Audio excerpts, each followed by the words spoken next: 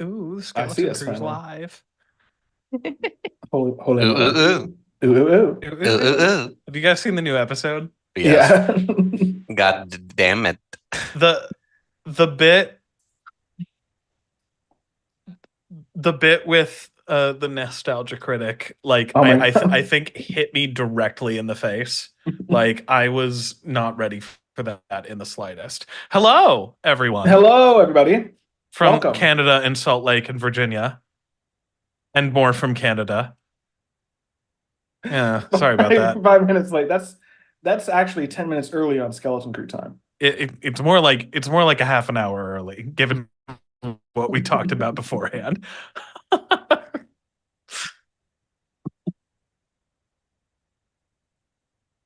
Oh, I'm really sorry about that one. We were talking about the new Smiling Friends episode. Yes.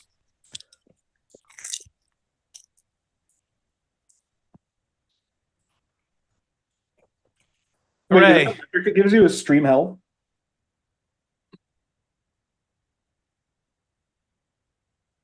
But please, my son. Let let it be known, chat, that one member of the skeleton crew has walked past Doug Walker and seen him in a place. This is true. It wasn't me. I It got was to see someone cooler. Yeah, Alex got to see a cool YouTube celebrity. I saw Doug Walker at a table. It's actually, I think, what James is most jealous of. Yeah, yeah, I've yeah. got chat open, yeah. Mhm. Yeah.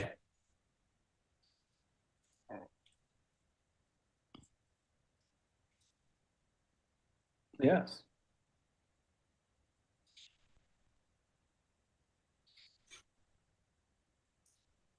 I think so.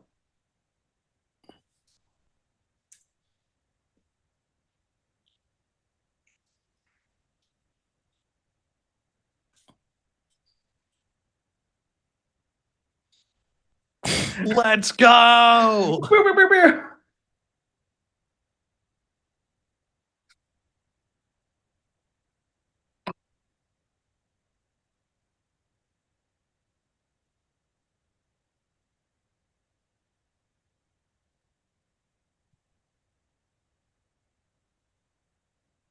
Really? Uh-oh. They can't hear James. Well, James can't be heard. I will Can you tell hear chat. us? Can you hear everybody? Well, I know they can hear me because I was talking about Smiling Friends and they were commenting on it. Yeah, and they heard about the nostalgia critic. Well, while James figures it out, I will let everyone know that who I met was Jack Packard of Red Letter Media and The Escapist, and actually got to shake his hand and talk to him, and he was incredibly nice. Hello, can everybody hear me now? I think they can hear me now. Let's see. Sound off in chat if you can hear him now.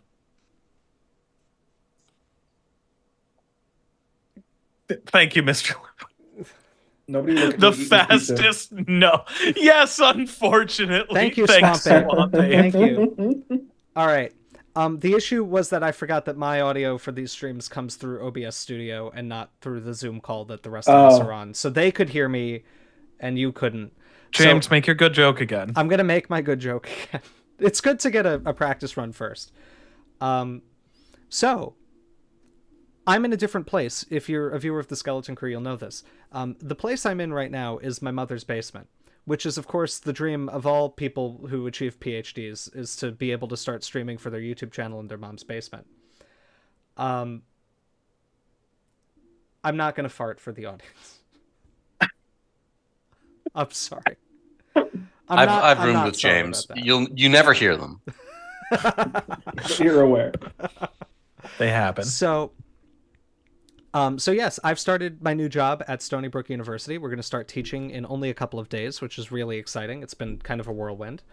And Stony Brook University is very near where I grew up, so I had the wonderful fortune of being able to be back with my family, which is great because in academia you usually don't get to choose where you live, and so I know that distance from family is often a kind of major thing that people deal with. I've gotten incredibly fortunate here. Yeah, in academia, home is where the job sends you. Exactly. Mhm. But the job has sent me home. Now, the important detail, I don't live in the basement. I live in the house, but I work in the basement. Is the basement not in the house? The basement is in the house, but I live in the main house, I should say.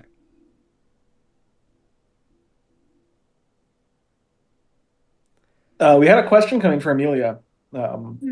Two questions. One is if you had spoken at all yet, and the answer was no. No, the answer was no. I'm sorry. I was writing the pinned message because last time I remember a lot of people kept asking us this. So to clarify, the QR code in the bottom corner, we're not raising money for anything other For than ourselves. ourselves. Yes. So this is not a donation link. This just links to a PayPal tip jar. And the reason we have that up there is because YouTube takes a much bigger cut of super chats than you might think. And PayPal does not. So use that if you can, but if you cannot, that no problem, no worries. And obviously we're not soliciting money here. We're here to talk about a fun new addition to this game. And also to celebrate a significant milestone in the channel. Several significant milestones in the channel and its members. Yes. So we've hit. Oh, sorry. Go ahead, Dalton. Oh no, go. You say the milestone, and then I'll say the question for Amelia. Oh yeah, sure. So the milestones that we're celebrating is minorly that I've gotten an academic job, which is no small feat, as those minorly. Well, the more important one that's shared among all of us is that we have now finally hit a huge YouTube milestone, which is our videos have in total gotten over 1 million views. Wow. Which I'm still kind of amazed by because we've never had a video go above 100,000. So I didn't really think we were approaching this milestone until I was updating my CV. And I I have stuff about the channel on my CV, and I periodically update the total number of video views just to have some measure of the fact that we reach people. And I noticed we were at like 999,600 or something. And I was like, oh, okay. And then we released the Megalodon and Friends video. And so we were very quickly over that threshold. We may have been over it before the video went up. I didn't check, but we tend to get a decent number of views daily. We were only a few hundred away, so it's possible. But anyway, those are our milestones. Exciting new job for me. I get to go to faculty meetings now. I'm an adult. He's a real boy. I'm a real boy. It was fun. Today we were talking about like logistical issues with the course we're about to teach. And I was sitting in this meeting kind of this isn't my problem. And then I very quickly realized this is my problem now. Indeed. Hey Dom. Yes. Hi Wildlife Wire. Hey, How's Dom. it going? we have another, well, not milestone really, but our other announcement, which is that we've opened an Etsy shop. Yes, so we have. We did have pins left over from the convention in April. And so we are selling those now on Etsy. And we've gotten many more sales than I thought we would in the first 12 hours of its existence. So, yeehaw. Yeah. Yeehaw. Now, Alex is in power saving mode. Alex. We put him in the dark as punishment. See, this is where I'm happy. There was a mention a little bit ago of in academia, do you ever work out of the basement? And Alex is proving that no, because he is in a dark black void. I am maybe 18 feet from Dalton. Maybe. Alex is actually in the black void where he goes to regenerate. If you've seen Twin Peaks, I am in the Black Lodge. You can't see him. Right off screen, there's a spinal column with a brain with a little mouth that's talking backwards. So we've gotten actually a few questions. Amelia, did we get the question addressed to you? I think we didn't. No, not yet. So it's from Pass the Dino Drawer 66 asks Amelia, since it's Mermaid, this is the first I'm hearing of that. What kind of mosasaurs, sans Mosasaurus and Tylosaurus, would make a good mermaid? It will look the same, from that point back. I suppose. I don't know. Define good. The most unique one would probably be that new big flippered one, I suppose. And if it has a dorsal fin, then that would be something unique about it. But yeah, that's Megapterygius is the name, right? Megapterygius, yeah. Yeah. And then Also, Dalton, you haven't heard of Mermaid? Mermaid's cool. No, I have. I mean, I presume it's just that the month of May is for mermaids, but it's an art challenge thing. That there's Inktober where everyone does a different ink drawing. There's Dinovember. There's fucking Smaugust where everyone does dragons. The Mermaid, everyone does mermaids. It's I fun. see. Like I follow a lot of artists on Instagram, so I get to see a lot of the fun art trends that I am not talented enough to participate in. Now, I did notice that there were a few questions in chat about what I'm teaching. And I realized, I was like, we've addressed this, but we addressed this in a video we recorded last week that won't come out until the end of June. So I'll address it now for those of us in chat. I'm teaching human anatomy at the Renaissance School of Medicine at Stony Brook University. So, very briefly, paleontologists know anatomy really well. And so overwhelmingly, paleontologists are employed in medical schools to teach anatomy to medical students and to students in other medical specialties. I'll also be teaching dental students, nursing students, and PA students. So it's not an insect warfare course, unfortunately. Even though that would be it is special in that Jimbo does dress up like a court jester because it is the Renaissance School. And it's done largely in those big jingly shoes and the hats with the bells on them. That's and they true. talk about humors. Yes. And speaking of insect warfare, I taught Alex the ways of insect warfare when he visited me in North Carolina the first night. I taught him how to lie in wait for the cockroach to emerge from the closet that it was hiding in. So Dinosaurs is asking if I'm still pursuing paleontology. Absolutely. I still do research. Usually, like the kind of arrangement that most paleontologists have is that your teaching obligations wherever you're working as a professor are usually in the like anatomical or medical sciences. So usually some sort of anatomy. It's comparatively rare for paleontologists to be able to teach courses in paleontology. It's usually either general biology and evolutionary bio courses, sometimes general geology or anatomy in my case. But I'm still doing all of my research. I actually have the portion of the year where we don't teach fully for my own research pursuits. So I get about 6 months of the year to do whatever I want. And then 6 months of the year I have to be physically here so that I can teach, but I'm also still writing my papers and everything. So, yes. You write a little faster. Yeah, I should write a little faster. And yes, actual income. Yeah, it's good. I'm having a good time. Now we're getting a question about what actually is a paleontologist. That's a good question. Which is a good question. So I'm going to, just for visual interest in the stream, I'm going to start trying to find Sarcosuchus, and I've intentionally not done any research into how to tame it or find it or anything like that. So I'll just be playing Paleopines, but I'll let somebody else take what actually is a paleontologist. Well, I think we could all answer it in some way. I'll start by just saying a paleontologist is someone who studies the remnants of prehistoric life, be they animal, plant, microorganism. There are lots of subfields within our field. We're all vertebrate paleontologists, so we study things with internal skeletons.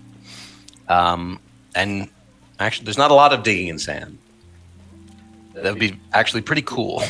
It's mostly digging through hard rock because we're all working largely in the Mesozoic, so dinosaur stuff.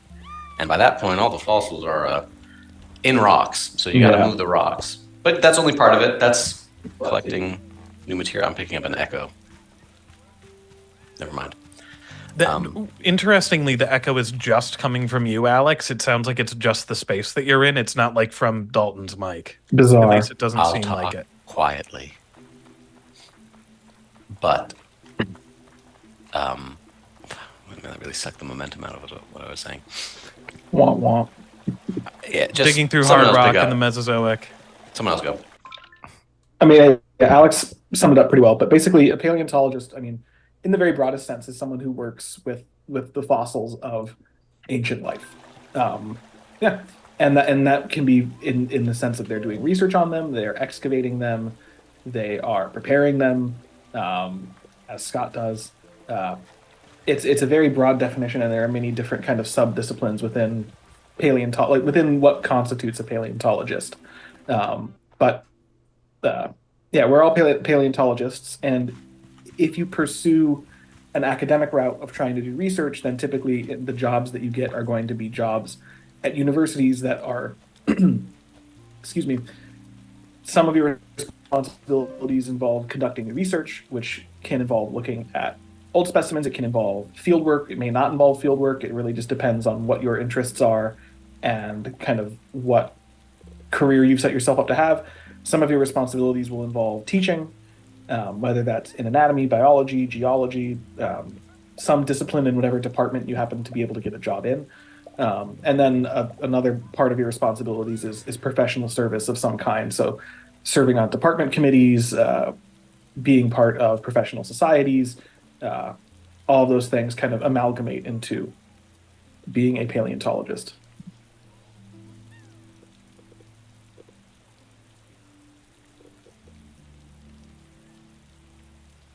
Yeah, I think that pretty much sums it up. Yeah, I think so. And I saw Wildlife Wire had asked, isn't that the case with Larry Whitmer? Yeah, Larry's got a very similar kind of role. I mean, he's much more senior than me. I believe, he has an endowed professorship, so his title has a name of a donor, and that comes with a lot of additional responsibilities and privileges. But it's the same basic arrangement. His teaching requirements are in a medical school to teach anatomy to future physicians and other medical professionals.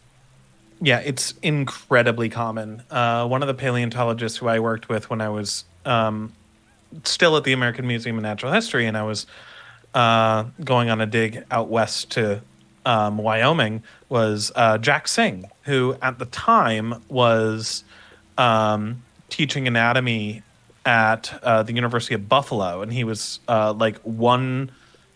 was in his last semester of teaching that before he's at UC Berkeley now.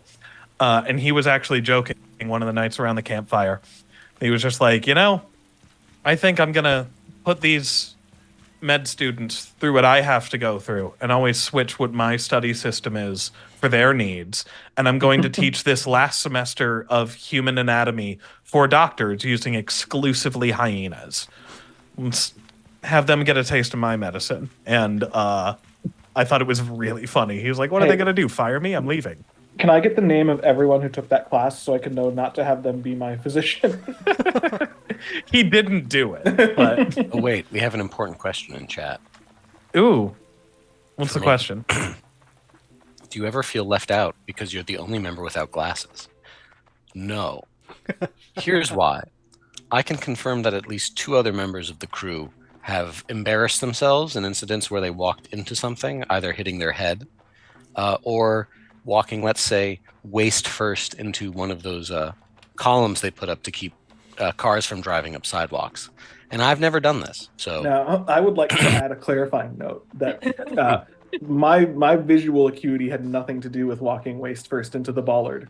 That was simply because I was not looking in the direction of the bollard as I made fast and hard contact with it with my lower torso.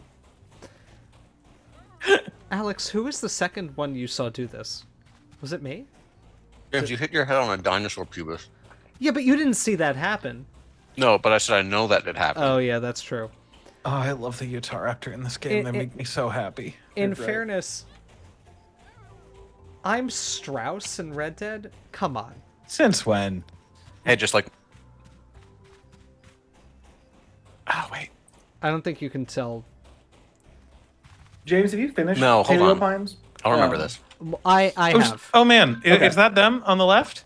Did I Yeah, see they them? live Oh. over there. Oh my god. Look at how... Oh my god, they're so cute. Zoom. Oh, my goodness. We were asked what our favorite and least favorite foods are by dinosaurs. Ooh, there's the Sarcosuchus. Yes. They're very cute. Our favorite and least favorite foods? Yeah. Ooh. Which one? Guys, the blue... Do I do the blue and dark blue or the kind of purple and red? No, the purple and red one. I don't. I like the blue, but that one feels special. Oh, that Yes. one's great. That one, he must be special. Give him a yoo-hoo. Let's see. It's hard for me to say a favorite food. Maybe, Oh my god. yeah, it's hard for me to choose one particular favorite. I have favorite meals I've had, but like I don't have like one food that I'm like this forever. Yes, but least favorite would probably be I'm not a big fan of olives, and I'm trying to train myself to actually like olives because I dislike disliking food. Gulag. I also really don't like olives. Both of you to the gulag. What do you mean you don't like? Oh my god! Like Kalamata olives, or like what kind of olives? Like any olives, I don't like them. I like olive oil. I like olive byproducts, but I don't like olives. I once made myself ill eating an entire jar of Kalamata olives. See, that's They're one delicious. of the things that I find so funny is that like people who like olives like it to a point where there's so much. They like olives so much. Well, not if you're just normal about it. Like, I like olives, but reasonably. Hmm.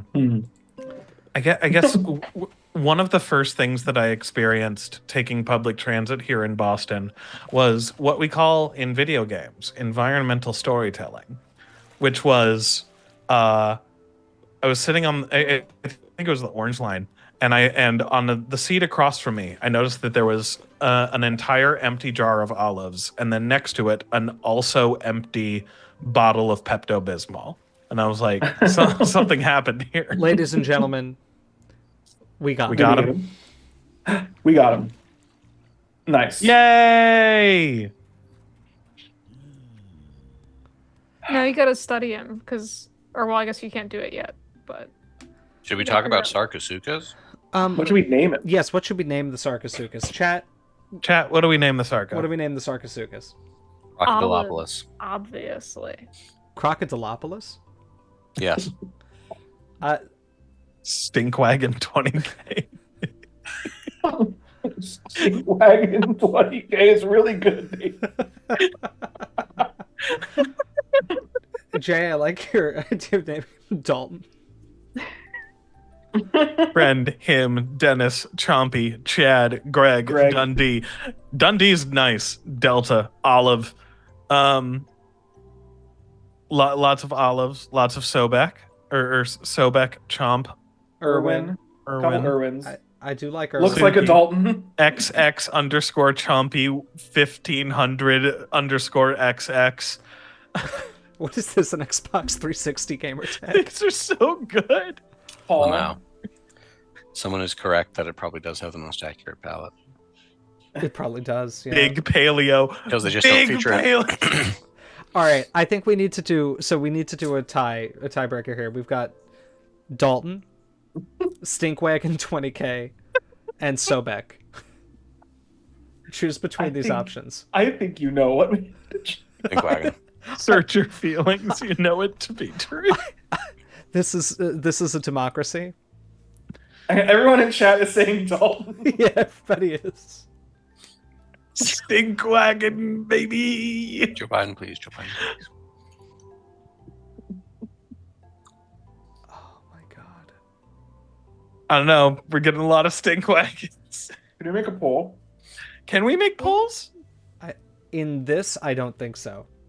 Hold on, start a poll. I've got it. Oh my Oh, god! I didn't know Amelia, you could go. do that.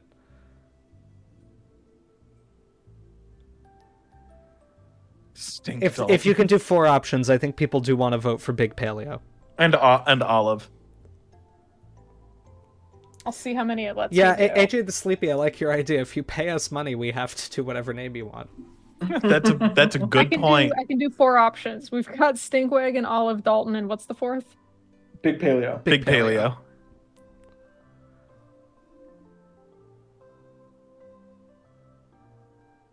Oh hell yeah! Oh, I love democracy. Now, Jurassic Swine has given us a $5 super chat, so thank you very much. Thank you. But didn't say what they want the name to be.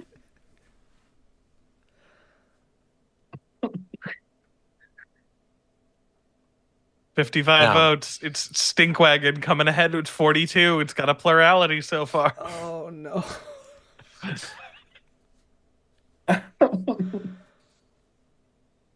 There's 92 people in chat, and only 52 or 58 of you have voted. You Come gotta on. vote. Yeah, come on, guys. Yeah, that's better voter turnout than the U.S. It is better voter turnout than the U.S. Yes, we've officially solved democracy.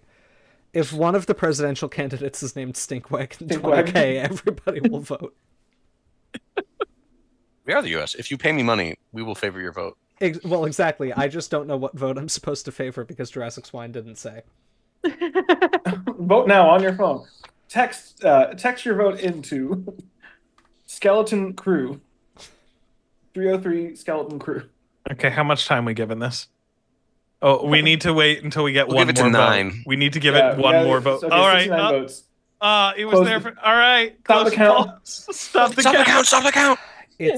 I don't think it could. I don't think it could not be Stinkwagon 20K anymore.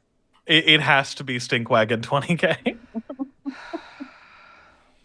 We actually we manipulated the primary so that Sark couldn't be placed Hey, in there. Rusty HBK, thank you for the little PayPal tip. Thank you. Oh my God, Jurassic Swine has now paid $2 more to say name it Alamosaurus. Tyrannosaurus. Well, he did. We'll just have to get more of them. Jurassic Swine has paid us, and we do. I don't know. Are we being lobbied? We're being lobbied. We're being Democracy is lobbied. beaten by $2. Well, 7 technically, because the first one $7. I think. Wow, we're really having democracy writ large here. I think- Name It's it small. Dinosuchus. Dinosaurus. Bro is not an Alamosaurus. No, tonight, we're gonna stream for a while tonight. Don't worry, we're not gonna hop off now that we friended it. All right. Rest of my crew here, I don't know what to do. Do I keep the bit and name it Alamosaurus? Who cares? Or do Go. Do it, Allosaurus. And We'll get another Stinkwagon, I think. Yes, I think I'll we- come back for the second one. Or, if you would consider, Swine can't take his money back, so we could name it like something like Coronasaurus We could. or Hypacrosaurus. Joe Biden. Joe Biden is really good. Okay, I'm going to end this poll. How about Corn Pop? ooh, Stinkwagon kind of Amazing. ran away with it. Stinkwagon Kind of took the did. vote. Oh, we Alright. got an uncommon pattern. We did. The Tyrant. tyrant pattern. Bojiden. I prefer Bojiden. That's a good one, but it's too late. We interrupted Wanderer listening to God Emperor of Dune at work. This is more Good. important than the word of the God Emperor. 4 books in, my man's prose are not good. Those books are harder to read as they go. Oh, I love its little happy dance. They're very It's cute. doing a high walk. Well, thank you, Alexander, for the.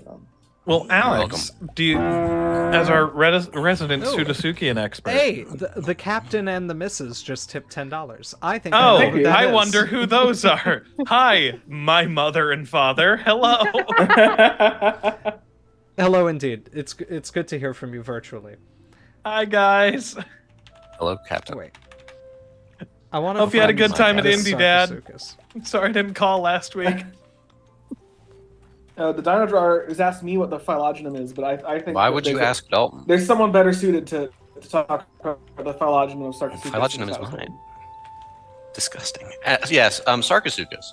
Now, you may have heard about this giant crocodile. And if you did, you were lied to, because it's not a crocodile. It's real pedant hours. Because it looks like a crocodile, and in all the ways, it basically is a crocodile. It is not, however, a member of what we call the crown group. You're gonna learn something on our silly stream, or maybe you already knew this. Who cares? So the crown is the group that includes all living members and their common ancestor. So the common ancestor of all the things in that group that are alive today, their descendants, they're in the crown. So you can have fossil things in the crown, but they have to descend from that common ancestor. Sarcosuchus is outside of that. It is a Neosuchian, but it is not a Eusuchian or a true Suchian, which all living crocodilians are. It is part of a group called Tethisuchia, which is, I mean, they're basically they look like crocodiles, but they're not really. They're closely related to things like phyllodinosaurs and dinosaurs, which are incredibly strange and funky little pseudosuchians. And they become fairly widespread in the Cretaceous. Sarcosuchus is known pretty well from northern Africa, and then there's also remains of possibly a second species in Brazil. So the continents were closer, and they appeared to have had a pretty wide distribution. They're big. They're pretty big. They also all have a big boss at the end of the nose, like gharials. Now, this is a feature in gharials that I think only the males have. Yes. And I've seen it said that it's not necessarily a sexually dimorphic character in Sarcosuchus because the only ones we've found have the boss. But I would say to that, maybe we've just only found males, or maybe not. How many specimens are there, Alex? That are that complete? I don't know. I know there's additional stuff. I know like the Sereno, the excavations turned up some stuff. There's a pretty complete skeleton. I don't know what the Brazil one looks like.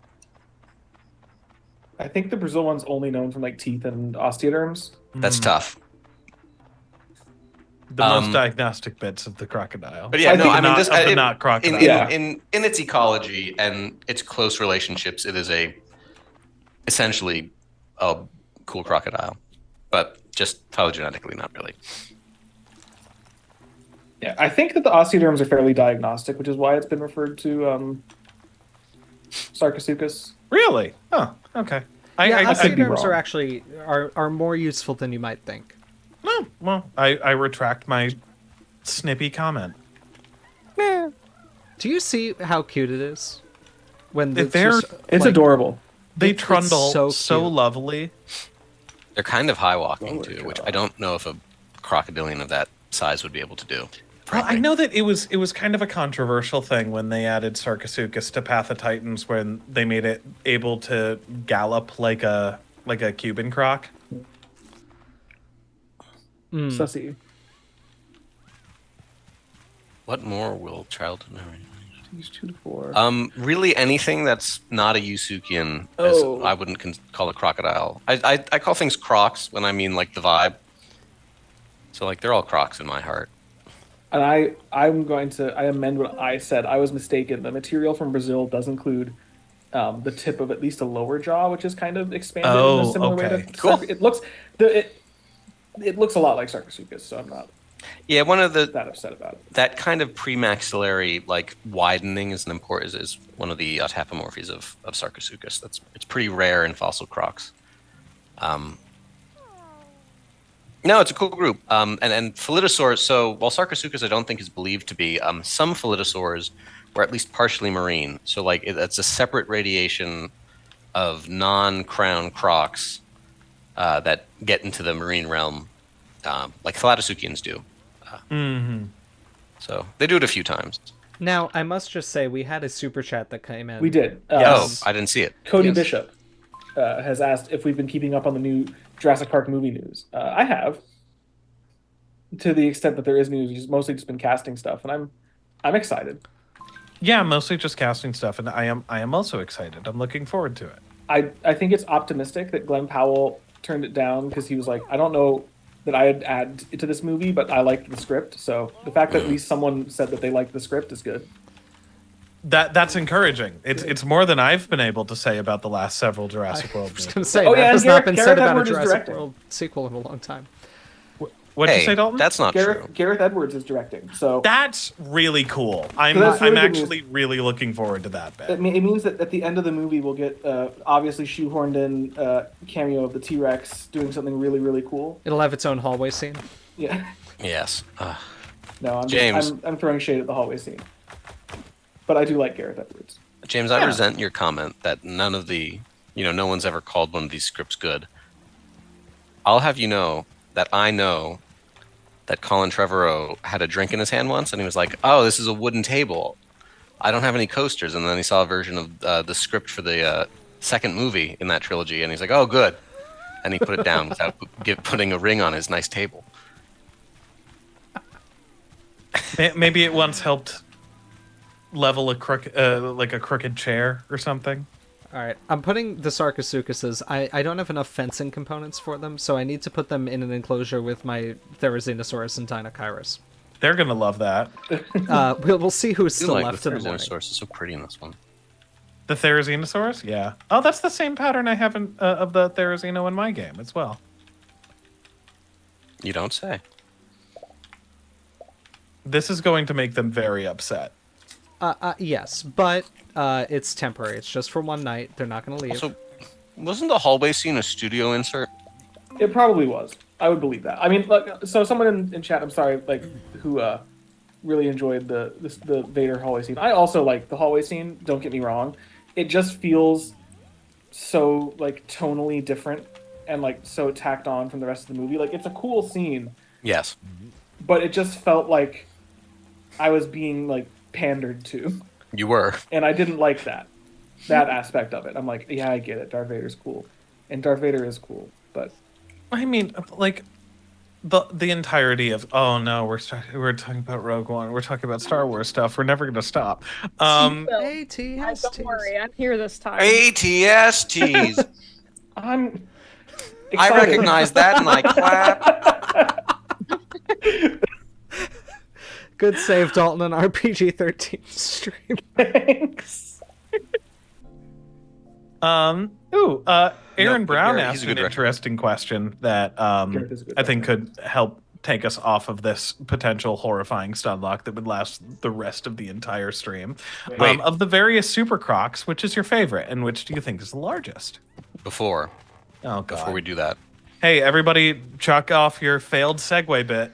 No, because that's a great question. We're going to answer it. But just to end the segue, I was talking about this with Dalton earlier, but I was rewatching our Megalodon video, and I was actually incorrect. And I realized it the second I heard myself say it, which is that blurgs do not show up in season 1, episode 19. That's Storm over Ryloth. That's entirely in space. That's where Ahsoka loses most of her squad in the ill-fated attack on a droid control ship. They show up in season 1, episode 21, which is Liberty on Ryloth, which is where Mace Windu meets up with the Free Ryloth movement. So You just know, wanted to clarify. Alex, this is why I asked people to watch the videos beforehand. So now I'm going to have to take down the entire 3-hour video and re-edit it from scratch so we can change that. It's all right. I left a comment in the comment section clarifying my mistake. When I went to go start the stream, I saw that it's the most recent comment on one of our videos. One of the worst ones. That's one of the best arcs of season Y'all- 1, buddy. I don't know what to tell Y'all you. should finish your food. What's about Star Wars? Yeah, we should return to the various Super Crocs question. What's our Yes. favorite and what do we Yes. think is the biggest? Honestly, Sarcosuchus has always been my favorite. I think it's very interesting looking. Like, I find it weird that Sarcosuchus otherwise kind of just looks like a gharial, and gharials are, like, as far as I know, like obligate fish eaters almost. Like, people swim with them and don't even feel that like nervous. Like, they as far as I know, they like barely ever attack people. And then this thing just looks like, hey, take a gharial and roid it up a bit, and now it's eating dinosaurs. No, yeah, the width of that snout really like it looks gharially, but It's very broad. Yeah. it's doing harm to things. And gharials, so yeah, the adults are mostly, I think they are like basically exclusive of like piscivores. I'm sure they like grab like a turtle or something from time to time, but Oh yeah, assuredly. I feel like I've heard of them eating goats, but I might be wrong. that would be wild. Well, that giant one, According to that's Swamp just Ape, you're wrong. Really? That they're obligate fish eaters. Temistoma are not. okay. I should clarify, when I say gharial, I am talking about Gavialis. Yeah, no. Gharial are obligate the exact comment is unlike Temistoma, Gharial are obligate fish eaters. I was right. Cool. Yay. Everyone's good. We love to see it, folks. Yeah, I feel like I've anecdotally heard of the really, really big adults eating some non-fish stuff, but that's certainly not the common. And adult gharial can get like Huge. big male gharial can get huge. Oh yeah. Yeah. Ryan you can see Howe one has in asked. the renovated. Oh, sorry. Go ahead, Alex. I apologize. But we also not everyone said what their favorite guy is. We saw a lot of people saying Persaurus in chat, which I know that'll be a common one. My favorite's probably Sarcosuchus as well because it's the most interesting looking. I call me basic, but I do love me Dinosuchus. Dinosuchus. Fair enough. No, that's a great It's also one. good. They're all cool. I do like that we have like giant versions of basically all three of the like shapes of croc thing. Like Yeah. we have the giant caiman, we have a giant alligatoroid, and then we have a giant like, I mean, it's not a croc, but it looks like a gharial. Well, yeah, absolutely. And there are enormous extinct gharials too, from like the Miocene of India. Yeah. But my favorite, to be a contrarian nerd, is Hey, Machimosaurus. Swamp Ape, thank you for the tip. Hey, thanks, Thank Swamp you. Ape. Yes. Thank you, friend. The real benefit of the PayPal tip jar, by the way, is that it does make the Quetzalcoatlus honk sound, which I have, as of yet, been unable to program Super Chats to do. I will also say that I like Sarcosuchus. Like, it was pretty tied for a while between it and Dinosuchus, and then I went to the Brisbane Zoo, and they had the big model of the one that you could stand next to, and I'd never realized how big they actually were. It was that, and then there's the one at the Paris Museum of Comparative Anatomy, the skeleton of it, and it's like, I don't know, it's so much bigger than I thought it was. It's so cool. It's a That pretty said, neat guy. Dinosuchus is also very cool. We have a chunky one. Chunky as in pieces in the AMH collections. And it's like just a chunk of, I think, maxilla, and it has one tooth in it, and it's absurd. I'm sorry, of Sarcosuchus or Dinosuchus? Dinosuchus. Okay. We have some in the YPM too. But I don't think they're that big. Yeah. I've never seen a Persaurus one in person, but like, God, some of the pictures of that material, it's. I've seen a bonkers. cast of a Purosaurus skull, and it's terrifying. How complete is the known material of Purosaurus is my question. It's like, it's just a skull, right? I mean, not I that think that's... there's more than one. Right, and also not to say that just a skull would be bad when it's an enormous caiman. I think let me take a look. I know John Flynn was involved in that. Yes. In the meantime, we should thank Ryan Howe for his. Oh yes, Yes, thank you, please. Ryan.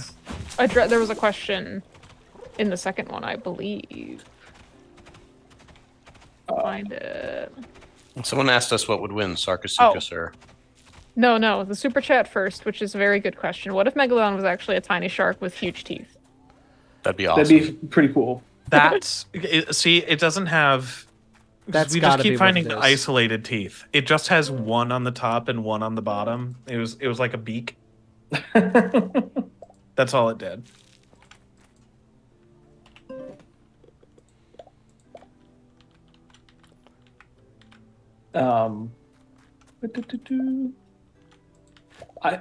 You made such a huge desert enclosure.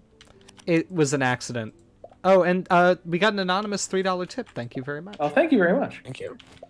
I didn't get to talk about Machimosaurus. I'll talk about it then. My Also- favorite giant croc. Oh, go on, God, go on. No, don't go No, on, no, Scott, no, no, please. no. I forgot that. I missed that you were doing something. Go on, please. Hold on, I'm doing something. Okay. Cool. Machimosaurus is an enormous thalattosuchian, like 9-meter long thalattosuchian. So like fully marine, giant crocodile. And that's really the extent of why I like it. Like all the other stuff's great. I love all those mega crocs, but having one that's a proper seagoer, I think is extra special. And it's I think, oh my goodness, how embarrassing. I believe it's a metriorhynchid. So like it's properly adapted for a marine habitat. I'm going to double check that right now. It's a Thalattosuchian. Yeah, it's a thalattosuchian. I think the big one's species name is even like Hugi or something, or Hugii. Hugii. That's so cool. That's great. But yeah, so like genuinely quite. It's a mosasaur with extra steps. That's very funny. Yeah, basically, right? And it predates mosasaurs, so it was the mosasaur. I think, yeah, it's okay, early Cretaceous mostly. But yeah, so it's like the early mosasaur test run. They're like, all right, we can do some of these. What is Wikipedia saying? It's a teleosaur. Rats. All right, so less heavily marinified, but still a marine predator. Hey, nickname, thank you for the $10 tip. Thank you very Thanks, much. nickname. Apparently, I have just learned. Apparently, I don't know why I say it like that. It just is. Machimo comes from machimoi, which is referring to a broad category of ancient Egyptian soldiers. Huh. That's neat. cool. Which is cool. But then the etymology on Wikipedia says it somehow ends up meaning pugnacious lizard. Maybe that's just like what the Greeks thought of those Egyptian soldiers. I don't know. So What pugnacious. what a condescending way to say that someone likes to fight. Calling the soldiers from another nation pugnacious. What it was pugnacious. I must have like a Stop it. single desert thing in here somewhere that I don't know about. I You feel like must. that's what you would say about like an army that like completely washes you. Where it's like, yeah, Yeah, they were a little pugnacious. I mean, these guys must like the desert biome anyways, because that's where you found them. They do. I just find it so visually ugly. Oh, that- it's right there. It's just behind you. Behind you. what? There's Dreamstone? desert plants. Yeah, no, Oh, I think someone's those asking appear when about it becomes Crocodile. desert. No, biome. no. I know them. Oh, Those are ones that you can pick up way back in that corner. Do you guys Yeah, know about those. Crocodile? Griposuchus? Mm-hmm. I know It's- the name. I It's a can't- big one. There are some bite marks on What's the right name for the gigantic rhinos? Is it Indricotheres or Paraceratherium? Paraceratherium is the genus. Okay. I think they're they're from like the Oligocene, and they're big. They're like 20, 24, 25 feet long. So they were munching on. That's cool. Yeah, no, it's cool. I mean, these are mostly crown crocs. Machimosaurus, I should clarify, as a Phylogeny, is possibly incredibly primitive or just kind of mildly primitive, depending on which phylogeny you prefer. But yeah, these mega crocs are usually pretty closely related to the extant group. They're all doing very similar things ecologically, which is inherited, it appears, by at least Neosuchians, which is being kind of a slower semi-aquatic ambush predator. Hey, nickname. Thank you again. Thank you, nickname. Goodness. Doc Getting Dino so much Ketshonk action going on. has, well, speaking of Ketshonks, that's a great segue, because Doc Dino in a super chat, which thank you very much, Yeah. has said, Mega's cookie cutter shark confirmed, Lamau. Also, can you all give your best impression of the Ketshonk and what fossil bird should be added to this game? It was actually a condition of my employment that I'm not allowed to impersonate a Quetzalcoatlus on stream, so the rest of my friends here can. I was told when we began the stream Howard. to use kind language, and usually the reason that a honk is happening for me is unkind language. I need to, hang on, I will do this. You gotta charge up. I'll do it too. I just have to listen the rest to it the rest first. of y'all I are just have to- cowards. I just have to I- refresh my memory in another window. Give me a moment. I'm not a coward. I know I'm gonna one day have students who watch this stream, and No, they're gonna- not. I have interns we- that are possibly watching this stream right now. There are people who like build Lego sets and time lapse videos that have like 100 times as many subscribers as we do. That you'll be fine. And I kind of wish we were building Lego sets. We got into the wrong So do I. kind of action. Oh, Hey, there's my honk. Yeah, that's a good one. Ketshonk action. Oh, Dalton, that Like- was good. Like it's like a foghorn. It's Yeah, like the It's great. sound. It Yeah. goes down and it Oh, comes he back up did at it. the end. Yeah, of course. Sorry, hold on. Before we get to this, because someone just gave us a $10 we chat, got a thank bunch you, right in Austin. a row. Thank you. Wow, oh my goodness. But I do want to answer this person's question about Suchomimus versus Sarcosuchus. Sarcosuchus, which is Sarcosuchus. It is the coughing baby versus Nuclear the bomb, atomic yeah. bomb. Sarcosuchus they would find it, and they would describe its remains as distributed. It's a heron with like tissue. Well, no, they're fairly relatively They're heavily built. decently dense. But I was about to like say, a like, 36 it's a foot big long crap. crocodile with a secondary palate and a brain case fused to its jaw closing bones that jaw is coming down with some force. Yeah, that would be a bad time. Let's see. Also, Riley Berry asked for $5, which also thank you very much, Riley Thank you. Berry. Yes, thank you. If you could ride a dino, what would it be? Obviously, T-Rex is the only correct answer, but that's just me. It is not, because I want to ride a Utah Raptor so bad. They're like the perfect size. Gallimimus. Yeah. I have an albino one in Paleo Pines, and it's my favorite. Like if I'm riding it to get somewhere, I want something that's not going to like walk slowly. I'm getting on a Gallimimus. Mm-hmm. And go on, please. No, my answer is very much influenced by the fact that I had to drive in New York yesterday, and following that, I don't want anyone in my way ever, and I'd like the option to remove them. So I will go with Triceratops. It's a good choice. It's a good choice. Yeah, I think a Ceratopsian is probably going to be my bet here. Triceratops for the size, Styracosaurus for the style. I just feel like you're gonna have to have like a specialized saddle though, so you can see over the frill. Yeah, like a tower. Or, you could do one of the ones that's kind of got the... You know how some of them have an indent in the middle of the frill? Yeah. Yeah, so a Pentaceratops or something, or Terminocavus. It's got a rear sight on it. You can just see through it. Brian says, I mean, a Utahraptor could probably run faster than any human, to which I say, that's probably correct. However, I don't want to just go a little faster, and for a short period of time, I want to go places.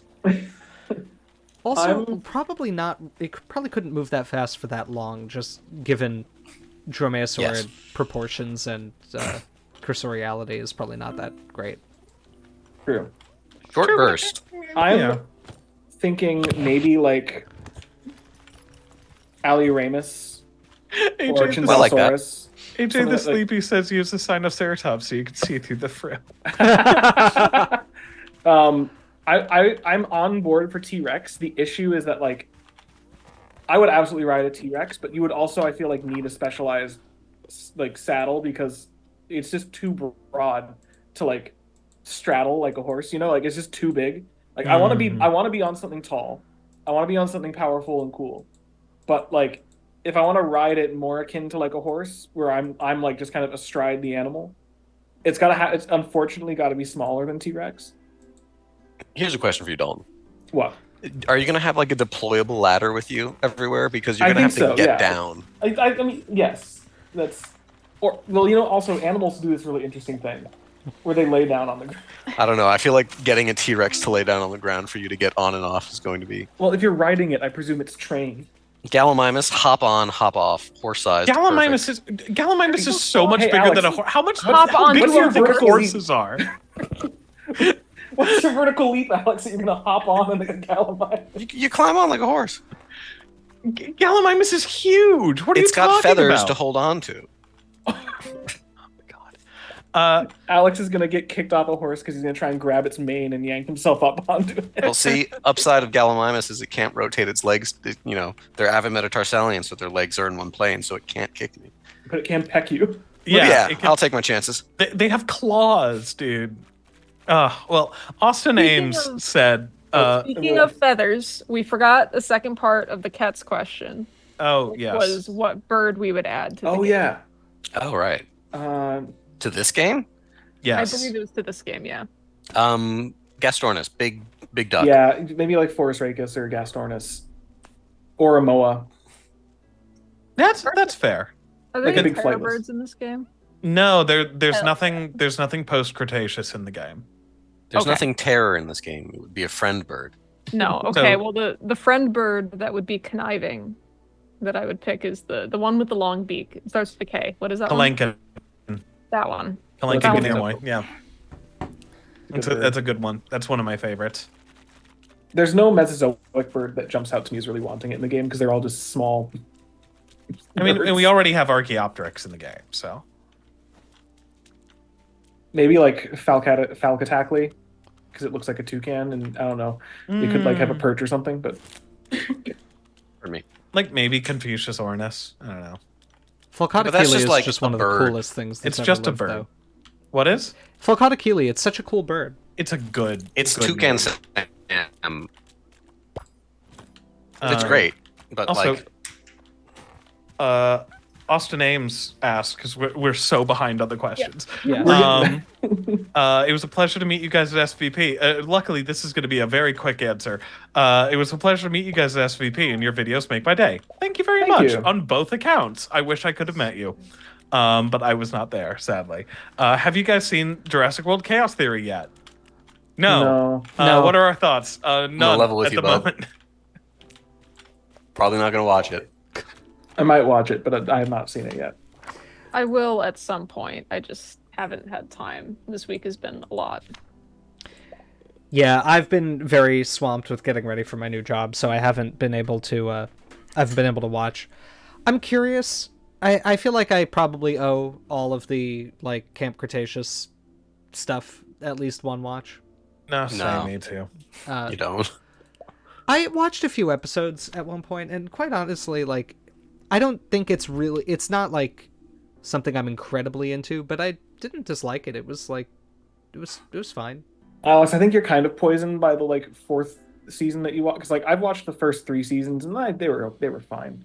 Dalton, And then you watched the one with the stupid robots. We're growing beat. Dalton, we sat down and we watched 2 seasons of the Halo show, and my interest was at least maintained, Well, because there's always the possibility that something cool might happen. and it sort of did. Sort of. Kind of. The flood showed up. So Noah Riccio asked, has anyone in the crew seen Dino Croc versus Super Gator? I have. I've always wanted to. What is that? Oh, it's By Jurassic Swine. it's a Yes. movie. Hey, Swine, thank you for joining, and good luck Thank with you, your application Swine. to Stony Brook. Maybe we will be seeing each other around campus. No, cool. Alex, it's a TV awful sci-fi movie from 2010. Oh, it's one of the sci-fis. Yeah. I'm not sure if it's a sci-fi original, but it's yes, it premiered on the Sci-Fi Channel. Yeah, it's a movie. It exists. One of the Crocs is bipedal and weird. That's the Dino Croc. It's Alex, I'm kind of shocked you haven't watched this movie, knowing you. The sci-fi stuff. I don't know how to say this without sounding like pretentious. Oh, I think do you're it gonna sound that anyways. way. It doesn't have the auteur like vibe. Like it's crap. It's like pumped out and there's no passion. It's not the work of a lunatic, like the singular vision of some guy. So like those are the bad movies I really haven't watched a lot out of because I find them kind of incredibly boring. Honestly, There's also that's a lot of fair. walking around in the woods. That's true. Um, I did really watch what was it? It's just I watched with my whole family at one point Mega Shark versus Giant Octopus. Oh, I've watched that too. I did enjoy it. I've seen that one. We all It's a laughed good one. lot. Hey, Cretaceous Critter! Congratulations! Yeah, congratulations. on graduating from high school. Ooh, Huge milestone. Very nice. Yeah. I will say that the Sci-Fi Channel original movie gave me the biggest scare of my childhood, which was fun. Which movie? It's this absolutely terrible movie called Chupacabra Dark Seas. I have never seen it since. And if memory serves, the plot is that the U.S. government sends special forces down to Mexico to go capture the Chupacabra. They succeed on doing this in like the first 10 minutes of the movie. And then because it's not Jay knows what I'm talking about. Correct me if I'm wrong about the plot of this movie. They succeed in doing so very quickly, and then they're transporting it back to the U.S. And the only way that they could do it covertly, I think, to just get it across the border is by putting it in the cargo hold of a of a cruise ship, and surprise, surprise, it breaks out and just starts killing everybody. And I watched that movie when I was alone in our new house that we had just moved into when I was 10. Oh, And no. my parents were like at a neighborhood party, like meeting our new neighbors and stuff. And I was sitting there with it. We had these big windows, or still do. My parents still live there. Had these big windows in our living room that backs up to this big forest. And I'm sitting there curled up on the couch watching a dude in a bad costume like run on the floor that's dressed up to look like the wall that they then tilted the footage like 90 degrees to make it look like this thing's crawling on the walls, and just absolutely scared to death when it would jump on someone and like a bathtub's worth of red Kool-Aid would fly against the wall. I need to watch that movie again as an adult and probably laugh my head off. That's really funny. So we've got another comment from Ryan Howe, who thank you for the 10 Canadian dollars. Woo! T-Rex running speed estimation has been very wild, with some saying it was like a Roadrunner on steroids, and others claim you could totally outrun a Rex in high heels. The issue is weight. That's true. I agree with your assessment. Mm-hmm. I see we have a comment, not a question. I said it was a comment. I didn't say it was a question. I just... Fit right. He's practicing for SVP. Yes, you will do... I have more of a wonderfully comment. There was also a question earlier in chat about what are like must-haves for Jurassic World Evolution, I guess 3. To which I will immediately and quickly say, Pseudotsuchians, Triassic things, and that's it. That's what I want. Honestly, fair. I'm trying to remember. In the vein, I'm like, because we were talking about like those kind of the animal movies, and like there are some ones that I watched a lot as a kid that were not like sci-fi original that had like a little bit more production value, but were still kind of in the vein of like a creature feature. There was one called Komodo about Komodo dragons, which was pretty cool. And there was one that I'm desperately trying to remember more details of. It was like about a town kind of being like besieged by rattlesnakes, but the rattlesnakes were also carrying like a flu like virus or like some kind of bioweapon. And I've been trying to find it, and there's like a movie that sounds very similar called Rattlers from like the 70s, but I'm like 80% sure that isn't it. Rattle 'em, boys. Oh, I think I've just found it. I think it's called Venomous. Good name. 2001, that sounds about right. Do you see this beautiful automation of my whole farm? That's pretty incredible. Look at them. I was just thinking, because I haven't played Paleopines much since I finished it. And I was like, I could play it some more and like actually decorate my farm and like try and set it up so it's more automated. Because I just kind of brute forced it the whole time. Because I just would like, all right, I'll just water them and then pluck all the harvest, I guess would be the word to use. Yeah, and I never really fully got into the automated system. You know, it's not the easiest, but it is really rewarding. Ooh, Thank you, also, Mota Nightlight. This is a Yeah, great Yeah, question. thank you. it's a very good question. There's also a question above it we should get to after. Alex, do you want to take this one? Imagine that someone in the future names a newly described prehistoric critter in your honor. What kind of animal? That's hard. I'd kind of want it to be a surprise. I would like it to be either... I'm of like two minds. It either has to be like the smallest, silliest thing. Like a true weirdo. It's got to be a weirdo, a cute little dude, or the biggest, coolest thing anyone's ever seen. Nothing mid. Yeah. No one in the pots. Kidding. A cool. I would be very happy with a cool Lambusaur or something like that. I don't know what the full name would be. Obviously, it's got to have Rubenstalensis in it somewhere, because there are a million people named Alex. Rubenstall-Lee. Rubenstall-I, that would be fun. Absolutely no tooth taxa. I want to be valid. Yeah, I would say it's got to, I would like it to be something based on sufficient material that it will probably remain valid. And I would I'd love a ideally like it to be a something that is in a clade that I have worked on. I don't really care which one. I've worked in enough clades that there would be a lot of variety. But it would be cool to be able to, actually reference something named after me instead of have it be like a bug or something that I'll never need to cite the description of or something like that. Well, that means no. If you're a paleontologist who's getting the bug name, that means you've like branched. That means you are a public figure. Like Harrison That's also Ford true. gets bugs named after him. Yeah, True. there's a Who cares? Who cares what some nerd calls you? Like you want that wide appeal. Yeah, there's a fish named after Obama. There's also the lizard from the Hell Creek. Obamadon, yeah. Obama. I'll say that I'm incredibly not picky about what it would be. Besides, like, I would also echo that I want it to be something substantial so it can stand the test of time.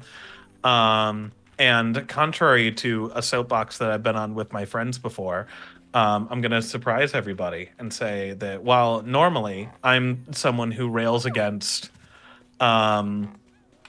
the species, the more recent trend of species epithets that are just people's entire names, like, hot take, I really don't like Allosaurus Jim Madsoni. Just call it Allosaurus Madsoni. We've done this for ages. Like, Just call it Allosaurus Jim. the Allosaurus Jim. So I'll say also a really short broad here. Dyslexia, John Stoney, is a hate crime, and we're gonna get you banned. Someone name dropped a Kermitops in chat, which Kermitops That's a great name. is a cool. I don't remember. I think stemless amphibian. But it was named and described by Cal, who is one of Jim Clark's, my undergraduate master advisor's current graduate students. Very smart. I have to elaborate on Kermitops briefly, because the Wikipedia page for Kermitops only has one image, and it's an image, the caption of which is Kermitops is named after Kermit the Frog, pictured here with Martin Dempsey and Michelle Obama. Cool. That's And it's him so receiving funny. some kind of White House medal. But And yeah, there's no image of the fossil or any figures from the paper. Cal That's is really funny. working on tennis It's- spondles, which is a understudied area, which is pretty cool. It's specifically Kermit the Frog was thanking Kermit for his service to military families. Oh, That's Huh. I didn't incredible. know Kermit served military families. Kermit brings joy to everybody. He does. That's true. All right. I apparently have Um, to pick these spring onions myself. Rip your delicate arms. We had to use spring on account Amelia, of the what about, war. We had to use spring onions. What about you in terms of getting critters named after you?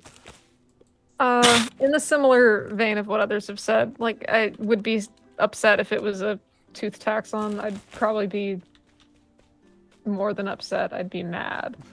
I think it would make the most sense if it was something I've worked on, although my scope currently is rather limited. Wet lizard. Wet lizard, yeah. That's a good. I mean, there are worse things to be named after than a mosasaur. They're Oh, yeah, like yeah, your yeah. default mosasaur is still pretty cool. Sorry, I'm just cracking up at Orca Island. Kermit's a vet. I did not know that. about Kermit. That one gif of Kermit like shooting the gun and screaming. There is a large housefly flying around me right Ooh. now. Well, and it's in the I'm house. having Right. flashbacks. He's traded the war. cockroaches for houseflies. Well, I mean, I'll take a housefly. I found roach carcasses when I was moving out of my apartment in places you people wouldn't believe. And I have been deeply mentally scarred. His luggage. Kermit has killed in wartime settings. I'm afraid he may have killed in peacetime settings as well. Kermit I- served in Yugoslavia in the 90s. This is killing me. Go on, Dalton, please. In terms of what I would want, I don't have much to add. Like in terms of the general theme, I'd like it to be valid and maybe like at least a skull. If it is indeed if a lizard were to be named after me, I would prefer it to be some kind of like stem veranoid, something carnivorous and kind of cool, as opposed to just like a little thing. Just like you, I'd be carnivorous honored and kind of cool. Yeah, and I wouldn't want.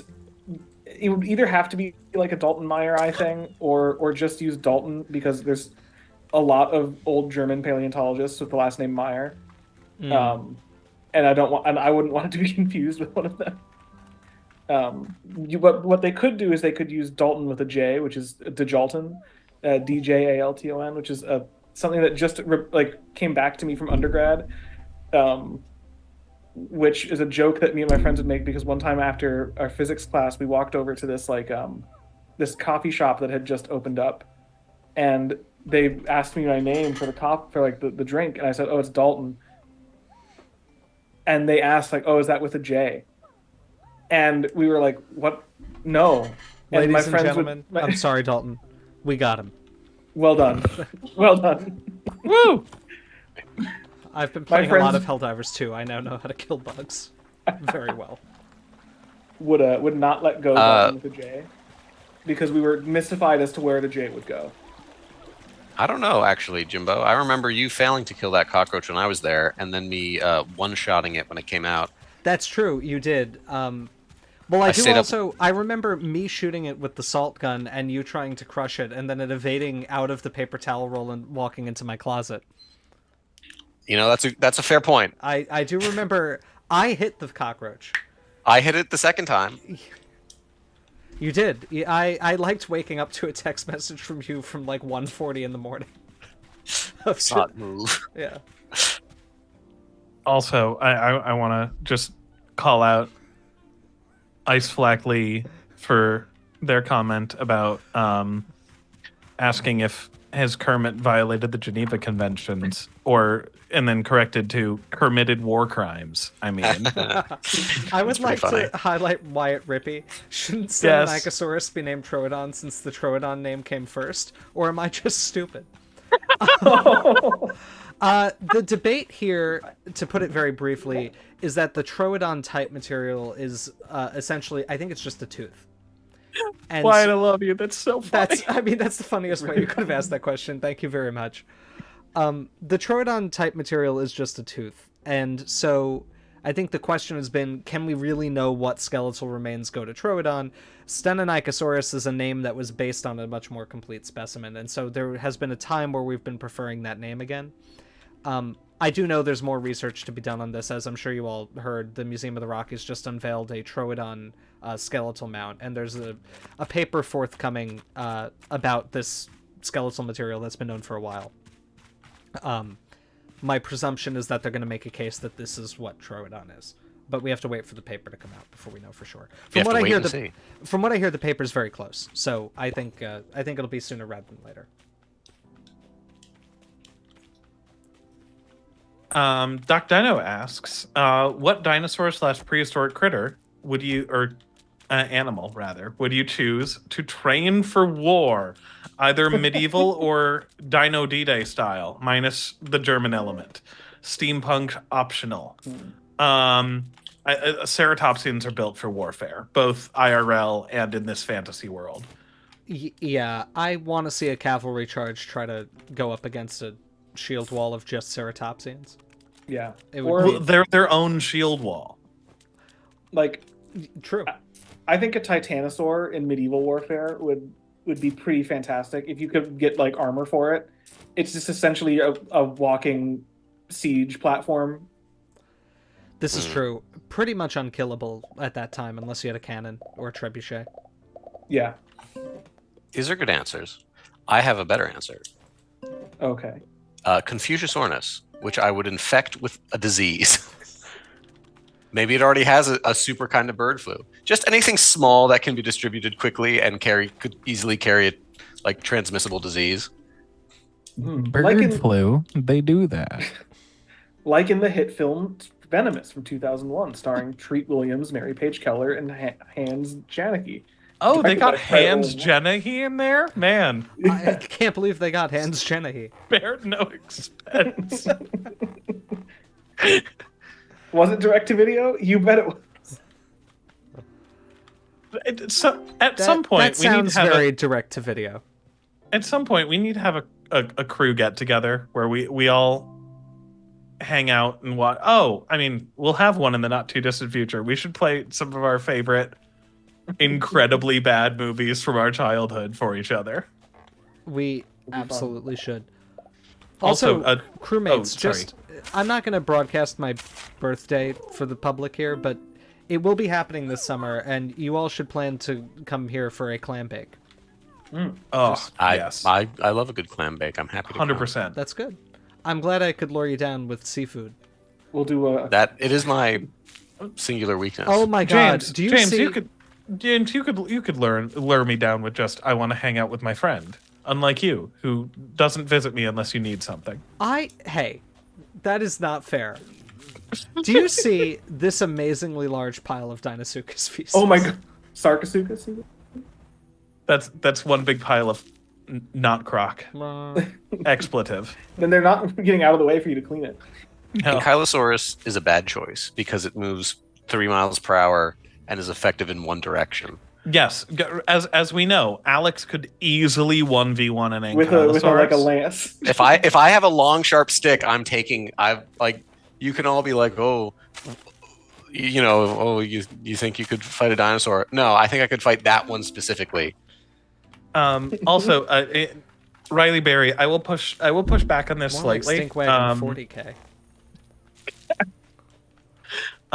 T-Rex is perfect for war. Armed Rex, it would be perfect for war, but unfortunately, Tyrannosaurus only has small arms. So I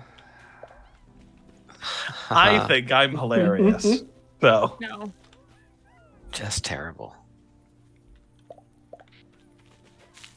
Yeah, Kevin Preem, that's correct. I am the Sherman of insect warfare. I have killed so many, and I I continue don't know. to do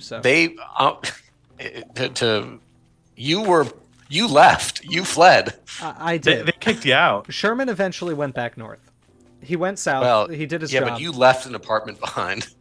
Actually, I threw my. Yeah, Sherman didn't do that. Yeah. I burned it down behind me. Oh, okay. It's the only way to be See, sure. You're not getting your security deposit back on that then? Just to be clear, in case there was a fire at my old apartment complex, I did not light a fire. This is at my old satire. apartment. This is satire. Jokes. This is a This joke. was an in extended reference Minecraft. to Aliens, a movie I watched for the first time with For Alex. the first time. I know. He had such a good time. I really great movie. enjoyed that movie. Yeah, I'm very upset I hadn't watched it prior.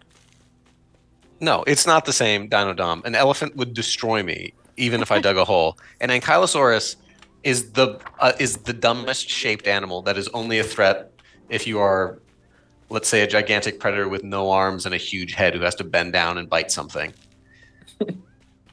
I have never before had this specific series of thoughts that are just like, I want someone to figure out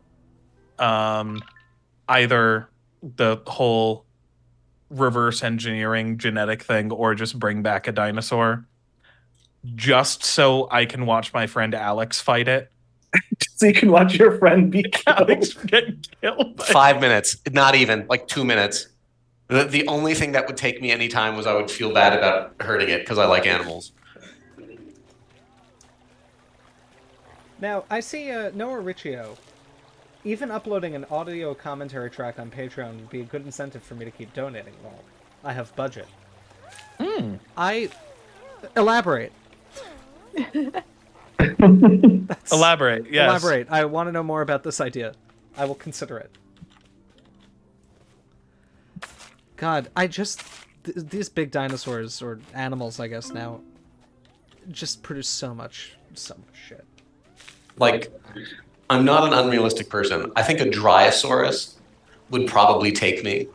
In a fair fight. I cannot believe you were like, oh, a Dryosaurus would take me, but I'm bodying an Ankylosaurus. A Dryosaurus can move. It can kick me, and it can definitely run faster than I can. That's a fair point. I really This want to is- see a.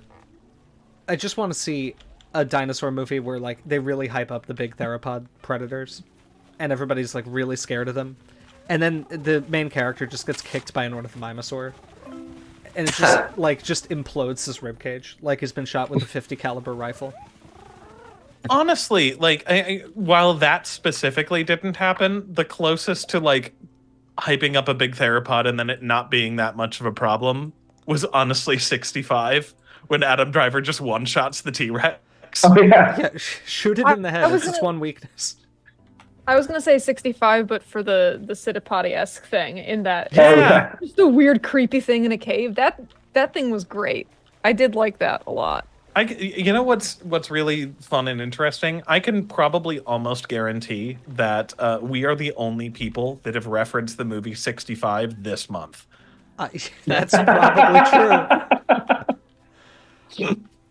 I think the people who made that movie should pay us for having a YouTube video that's up about it, because it gets like a view every Seriously? month, and that's certainly more than their movie gets. Yup. Damn. No, Riccio, I like Also, your idea someone about asked- audio commentary tracks from movie nights. It's a thing we've considered. We will- honestly have, yeah. Yeah. Yeah. We like movies. Here's my little peek behind the curtain. We're a little behind on production schedule right now. We're just trying to get ahead to make sure we can like branch out and do more things. Don't tell them. Sorry. I'm just being transparent. Like, you know, me moving, starting a job. Like, we're all doing some stuff right now. But we're starting to get more ahead, and we're going to try to you know, start diversifying a little bit. Yeah. We've got like, some fun plans. honestly, some watch-alongs for like different dino documentaries would be fun. Walking with Dinosaurs would be great. Yeah. Yeah. And to the person in chat who asked, "Isn't Dryosaurus 6 pounds?" No, the adults are actually pretty big. At least 10. Yeah. I guess that wasn't that funny. No, okay. that's okay. They're not I'm all- sorry, Dalton. I'm no, sorry. it's okay. They're not all winners. Sorry, Dalton. I am He's kind locked of. in. I'm locked into the war zone right I now. was gonna say, you playing Warzone or Red Dead? Yeah, I'm 5 kills in. We're only like 3 minutes into the match. I'm doing pretty good. Oh, See, someone asked Shantungosaurus for warfare, and like I think it would be fine, but like honestly, like an animal that has its own weaponry / defenses, I think would be great. Honestly, like a Stegosaurus with people hiding between the plates and using that as cover for like That'd be arrows cool. or That would be something would so be rad. funny. it's like Mad Max. Yeah, Everyone should see Furiosa, by the way. It rocks. it's so good. Go see it. Help it Go make save money. cinema and see Furiosa. It's very good in the movie theater. It- Don't watch movies. oh, yeah. Stop streaming movies. Oh, seriously, 100%. I was I love so mad about streaming. Just like it. Just the in other, general. as the boys know, I was trying to watch Dune 2 the other day. Mhm. It was so sad that it was not, you know, very loud and huge and cool. It was still a good movie, of course, but it's not. Oh, I mean, we come to this place for magic. I'm sorry. I made a allusion to trying to answer that we should have answered this earlier, but there was a question about dig sites that we have missed 3 times now. Yeah. Oh goodness. Oh, Yeah, there it is. Juanjo Manson. I'm not sure if that's how to say it, but he asks, or they ask, I have a small question. I once saw a video about dig sites and whatnot, and they mention they prioritize some bones over others. So there's bones which have been found but purposely left behind. Yes, a lot. All the time. Yeah. Constantly. There are places like in the Morrison, for example, or places where there are large sauropod materials common, where you will find cervical vertebra, femurs, and stuff, and you'll go, great, another sauropod, and move on. It depends on the location, it depends on the fossil, and it depends on the crew. yeah. Hell Creek with turtles and trikes. Unless you're the Carthage Institute of Paleontology, where we try to pick up as much as we can. Because part of the strength of the collection, at least in our opinion, is sample size. However, there is a limit, which is, for example, a bone that I ran into once that we called the shrapnel bone. it was probably a limb bone of a Triceratops that had been weathering out for perhaps 5 to 10 years. And so it was literally a like 6-foot long stretch of just bone shards. And so I called one of our leads over, Dr. Seitz. I'm like, hey, should we collect this? And she just shook her head very sadly. She's like, are you going to put thousands of hours into putting it back together? I'm like, no. She's like, neither am I. But we pick up more turtle bits and stuff than most. And like, honestly, the students have done some cool summer research projects, like even just on bits of shells, because like, especially in the Hell Creek, the turtle shell, like texture is really diagnostic.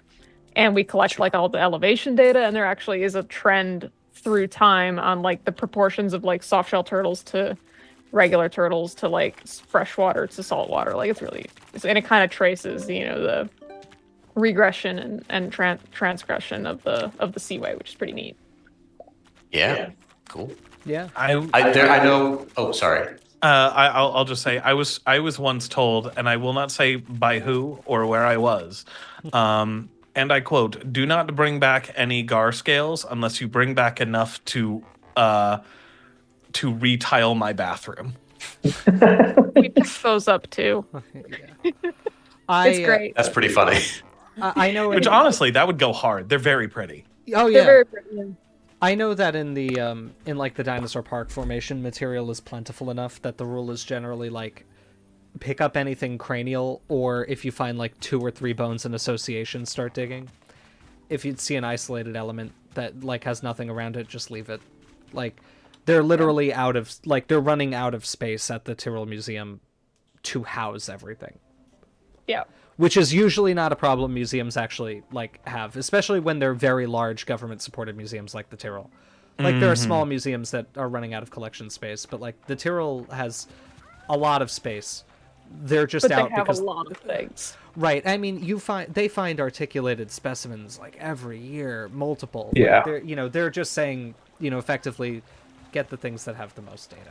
Like don't bother if it's not gonna if it's just gonna be kind of rounding out a collection with a little bit more of one element. It's not that worthwhile. And in Yunnan, there are so many Yunnanosaurus, which are these pretty sizable prosauropods, that we found what looked like a hind limb and probably a lot of a hip, and they're like, don't stop. there are tritylodont jaws and early Crocs to find. Right.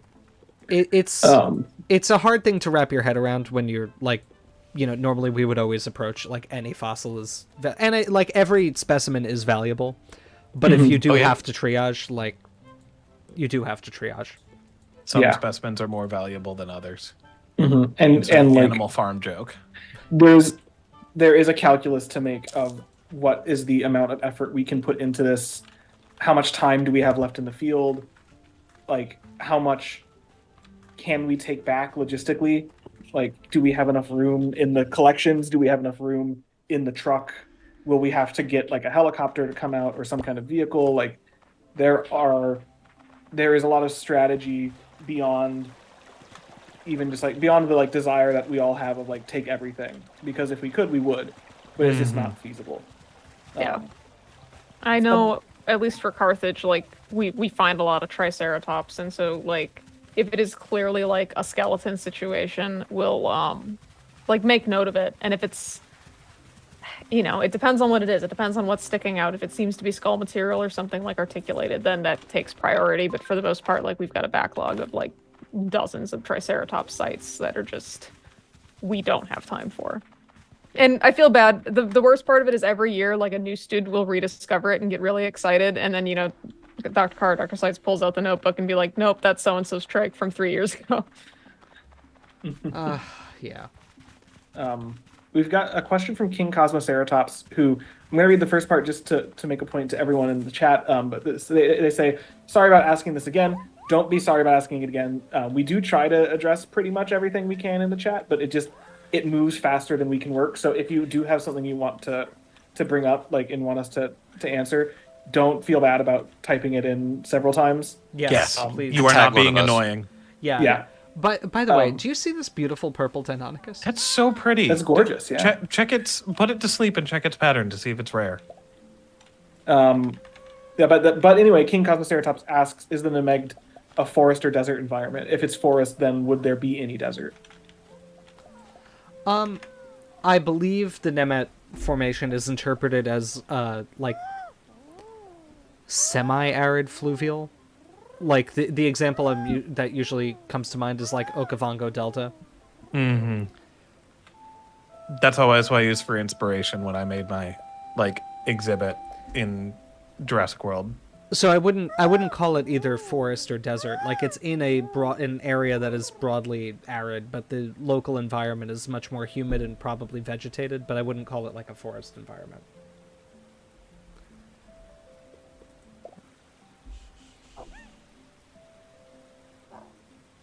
So this is a really good question that came in right before the super chat. Thank you, Noda, which we'll get to in a second.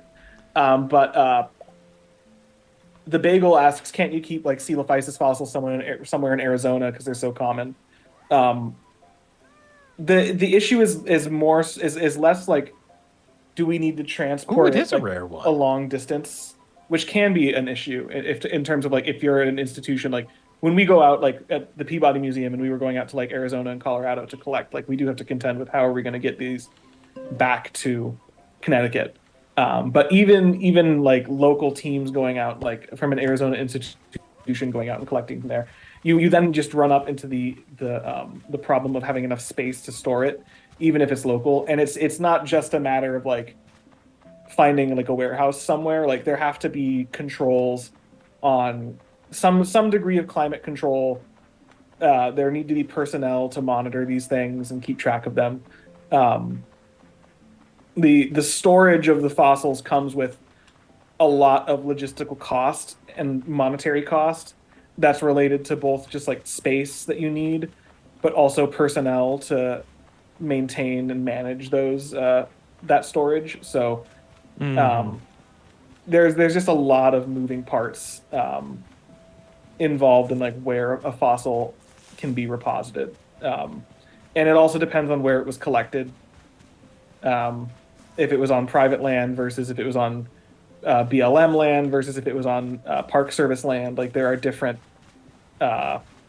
regulations come into play there. Like anything that's federally collected is technically federal property in the sense that it belongs to the federal government, but more in the sense that it belongs to everyone. Like it belongs to all U.S. citizens equally because like we run the government as citizens. So there are then further rules on what can be considered a federal repository versus what would be like a private institution repository. And like if it's like a private collector collecting things on their land, then it's up to them how they're going to store the fossils. But if it's under the purview of an institution, then there are going to be different regulations that have to be met. There's also special considerations for indigenous land as well. Yes. That is one of the things that is cool about Harvard's collection is we are a repository for fossils from the Navajo Nation. So repository meaning like we do not own the fossils. We are just the ones who are holding on to them. And it's super cool. Yeah. A bunch of neat stuff from the Kayenta Formation. And we have now Noda Nightlight, who super chatted. Thank you very much. If prehistoric critters made it to modern days, what do you think would have been bred into mini breeds like dogs, or which kind would you want? Friendliness. The big one. I mean, I think there's several kind of pathways that I'm thinking of in terms of what would be bred into like different breeds, right? And like in part it's manageability and kind of domesticatability, which is oh my hard goodness, to gauge. Is that an albino? Sorry, Dalton. No, that's fine. That's very pretty. And like it would have to be something that isn't like so dangerous or hard to handle that it's like prohibitively expensive. Because like people like no one's breeding elephants to make different elephant breeds, even despite the fact that like people have kept them in zoos, and like before zoos existed, like they were in like menageries, right? Like it's just not feasible. But like I think of like a lot of small theropods, like a lot of small feathered theropods could probably be like selectively bred, and people today are attracted to all kinds of different birds that they breed into different varieties, and it's just because we think they're neat looking. And I wouldn't be surprised if that would happen to a number of like smaller theropods. Yeah, like what we see in like pigeons and Yeah. chickens and stuff, where you get a bunch of different crazy colors and patterns, and especially with pigeons, like a bunch of weird looking body types and stuff.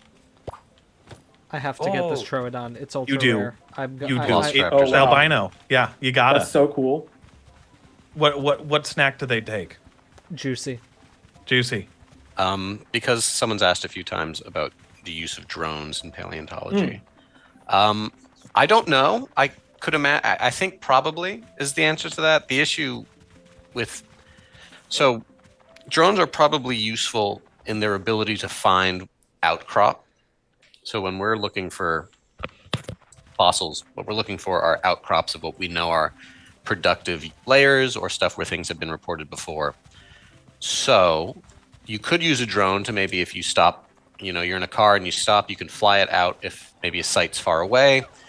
Google Maps is also pretty useful.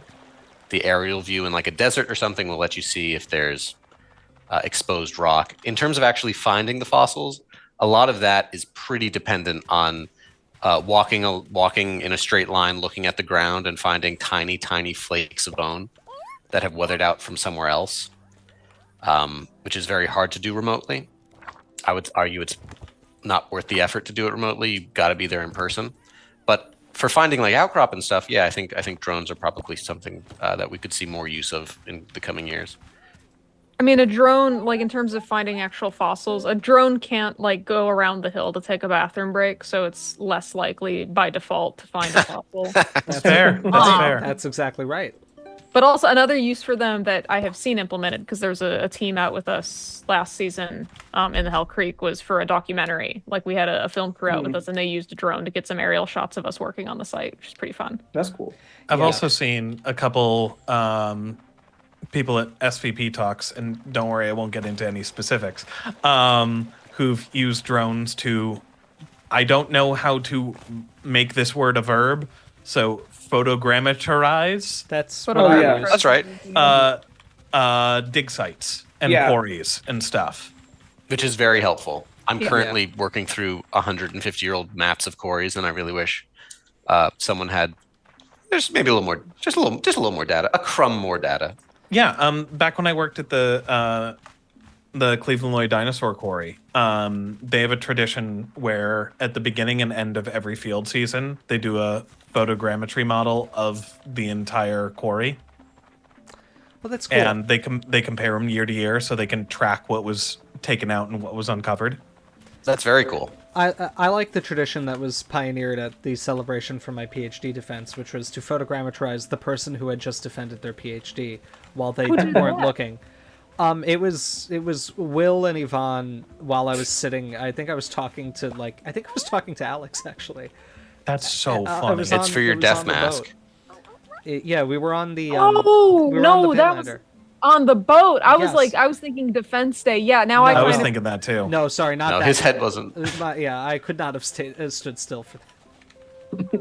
I've got like a single photo from the boat night as well, because someone brought the Jurassic World Dominion face masks. So I have you with the Stiggy Moloch mask. Yeah, it was. Which you it was- fought tooth and claw to not do. I remember. I have one. I Yeah, have I two was of them. not- I have one of them where you were. You knew you were having a photo taken. I think I have a second one where you were just in conversation, like with Kongyu or something, but you still had the mask.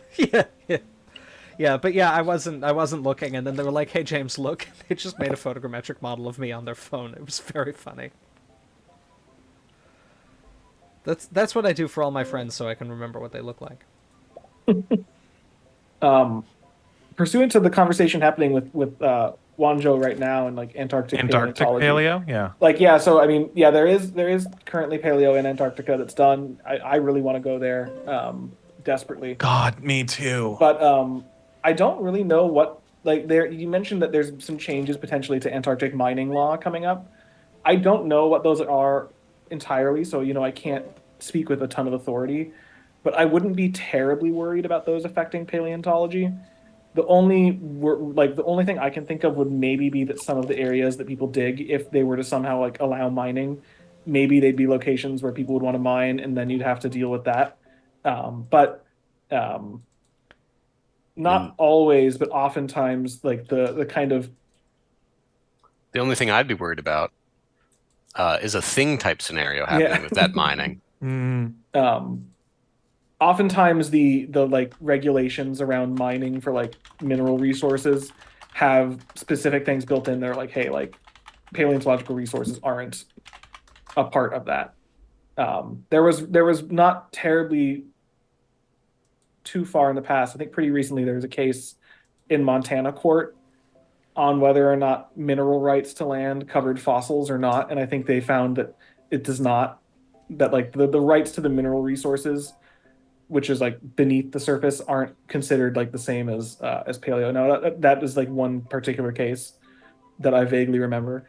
So I don't know the full legality of Antarctica, but I wouldn't think it would be tremendously concerning. Dalton, that's a hell of a statement. I do not know the full legality of Antarctica. It's like space. Yeah, guys, No one can hear you scream. Yeah, Dalton, you and me, we're the same. What do we name the Troodon? That's what do we name the Troodon, chat? Stenomachosaurus. Ooh. We could name it Stenomachosaurus. It's albino, so could we name it after like one of the War Boys or Immortan Joe? I'm Mad Max pilled right now. Oh my Scrotus. god, me too. We're not naming Maybe not that it one. Scrotus. That's the best one though. Let's see. I'm we sorry, got train. I think Octobos? Rictus erectus is the best of the we got Max Paul, names, we I'm got sorry. Johnson, we got Fake, we got Ghost, we got Fade Ralph. Amelia, we got Fade Route. Fade Rauta. It's Fade Routha, I'm sorry. Fade Ralpha. I'm Yep. still Dune pilled. The Naberon Fade Route. See, And then we can do the fun dance, which I would like to learn. Yeah, I did. I was just thinking that when I did my nightly rewatch of the Harkonnen arena scene. Which... It's like a march, right? It's like arms up, and there's like a lot of like high knees. Something like that, yeah. I'm really happy that, as I mentioned, so the problem with the stream yesterday was that A, my TV cannot capture a cinema experience, but B, our internet has been really temperamental lately, and so it was like going in and out of focus, which was horrific. But thank God the arena scene was in focus. That's the most important scene. I think so. Viewers, you may be surprised to find out that it is mostly the lighting, and I am actually not that pale. I am tanner than Dalton is. I don't. You want to compare? Yeah, I do. Gonna have a paleness I'm measuring getting more sun than contest. me, so it's possible, but I think I get tanner than you. Actually, can't tell. It's pretty hard to tell. Yeah, hold on. Let me step into the light. are you trying to get this Troodon too, Maybe a James? little bit tanner than I am. Yeah, Not much. I've decided like a to. tiny bit. I've decided to. You hear that, dispense- folks? That's a tiny bit. He's a tiny bit more tan than I am right now, but we'll wait till summer ends and see how that. I'm outside Yeah. more than you. He is outside more than I Yeah. am, which is. Well, no, Alex, this is a familiar curse to me because when you have Italian ancestry, you get quite pale in the winter, but if you get Yes. sunlight, you darken quickly. The problem You is become pretty and olive, I have not received sunlight in 4 or 5 straight years. which is surprising because the week I was out to visit with you, we were out a lot and it was beautiful. We were, but recall that my allergies were quite bad for that month, and I Oh, had right, a headache yes. every straight day if I went outside. So No, you tolerated it to show me a good time, which I appreciate. yeah, I was having a bad time. I've been actually, I had a fun time at the zoo. I've been actually outside quite a bit more now that I've moved back to Long Island, and You sent us pictures from a beach recently. yeah, A beach covered in little fiddler crabs. Did you pick one up? I did not. No. Hold on, I gotta tell you something from the zoo trip, Amelia, which you're going to laugh at, and others might laugh at as well. But we were so there's this very great baboon enclosure. I don't like baboons. No, they give No, me it was bad vibes. very good. It was a great Okay. enclosure. They were Geladas, right? Or Gelada? I don't know. Gelada. I always heard it like almost like the ice Dom, cream. Like Dom, gelato. how do you say it? Dom, where you go? By the way, he did. He texted me an interesting question that I'll ask you guys in a minute. but also No, I was sound just off in having a chat. nice time. And James turned to me and he's like, it's nice to see you having a genuinely good time and not for a bit. And I'm like, oof. Like that The reminds zoo me. is a great time. I That's- had forgotten what a genuine Alex smile looked like. Oh. Like, ooh, I'm feeling it's evoking a conversation I had with my father. Oh. My father and I have a very good Dom, relationship. thank but- you. It's gelada apparently, or gelada. I've always heard gelato, like gelato, but with bigger teeth. Yeah, is it more like the Italian ice cream?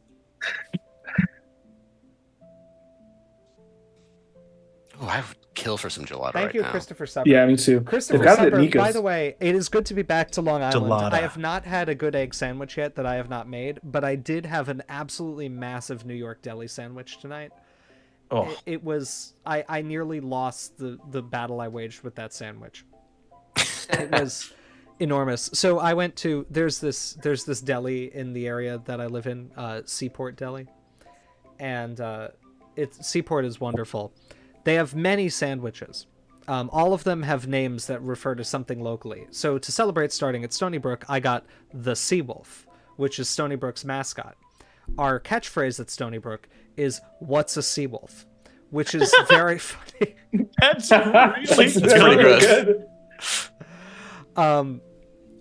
And so I got the Seawolf sandwich, which was, let me get this straight. I believe it was American cheese, chicken cutlet, bacon, barbecue sauce, and a layer of fried onion rings on a toasted garlic hero. It was a very good sandwich. I think I may die. That sounds delicious. Oh my god, Christopher Supper, we are closer together than I thought. It's a good deli, right? Also, to answer the chant, Seawolf is a nuclear-powered fast attack class of submarine. That's what they are. Is it really? Is that what it's named after? No, well, No, it's named no, after... no.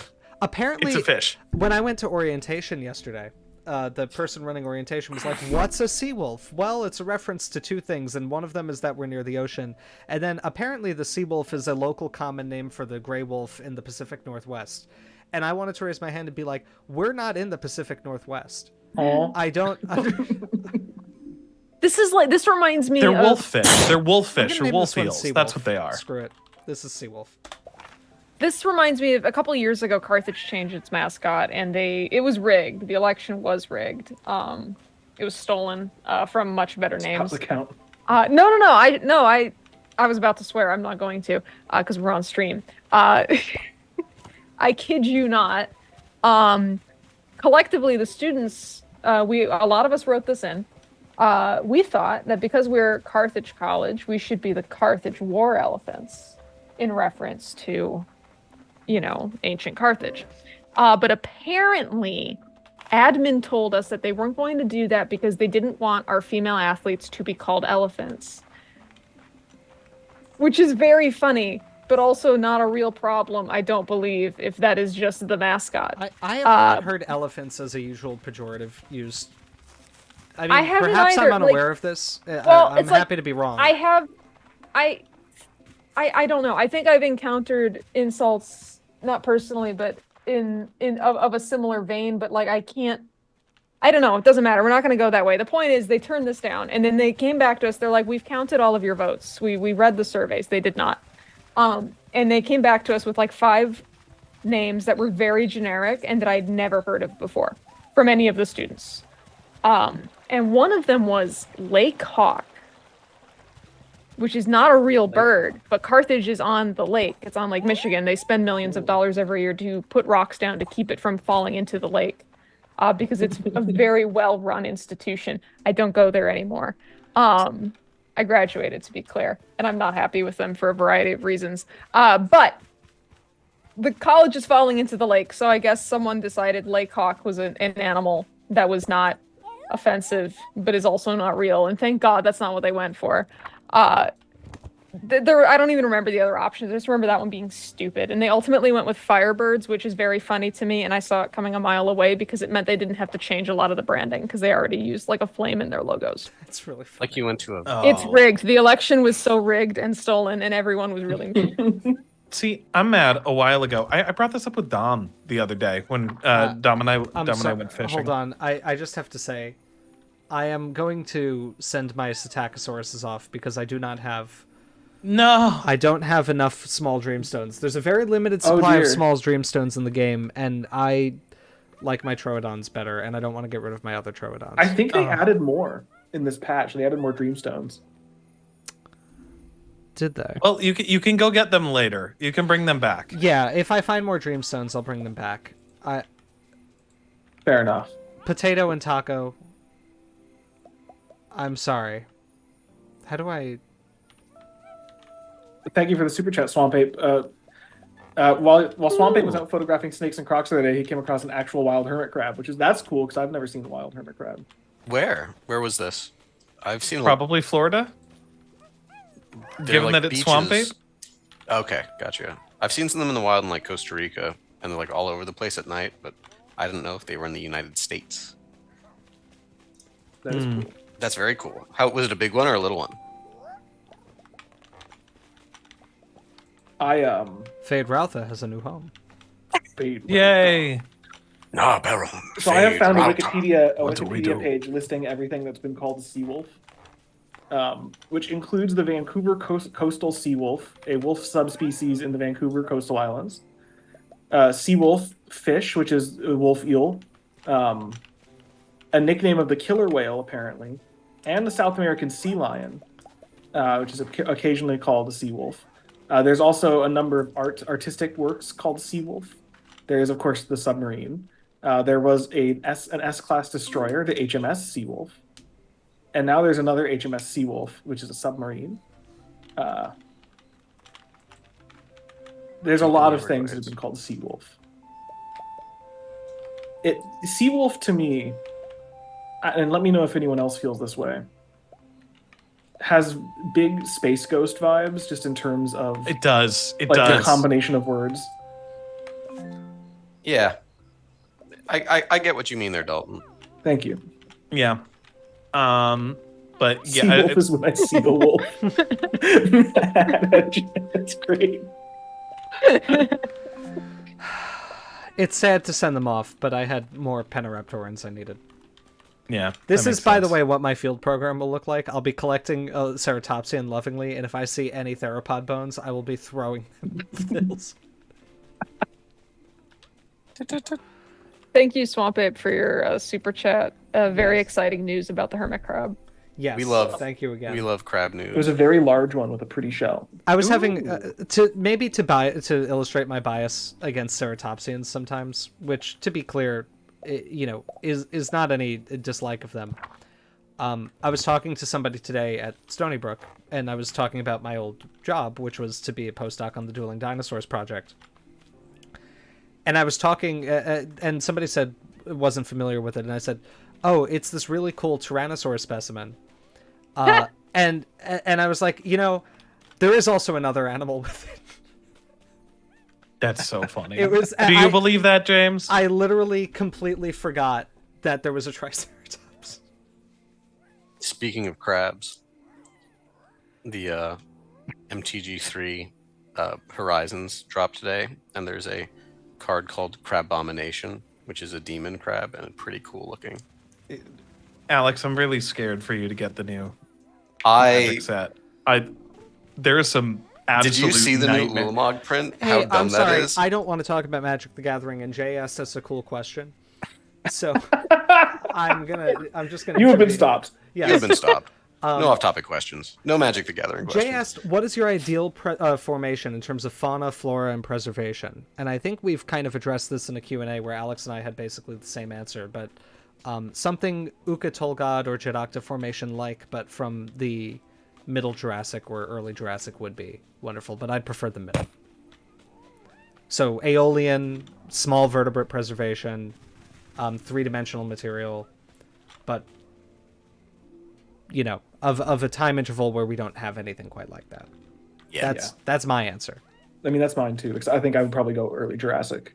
Early, middle, or late early. Mine would definitely be anything where the depositional environment produced incredibly soft sediment and matrix in which the fossils are found, but the fossils are very hard and they're a very distinct color from the matrix. That would be my preferred one. So you mean And they the have Dinosaur very good Park formation? separation.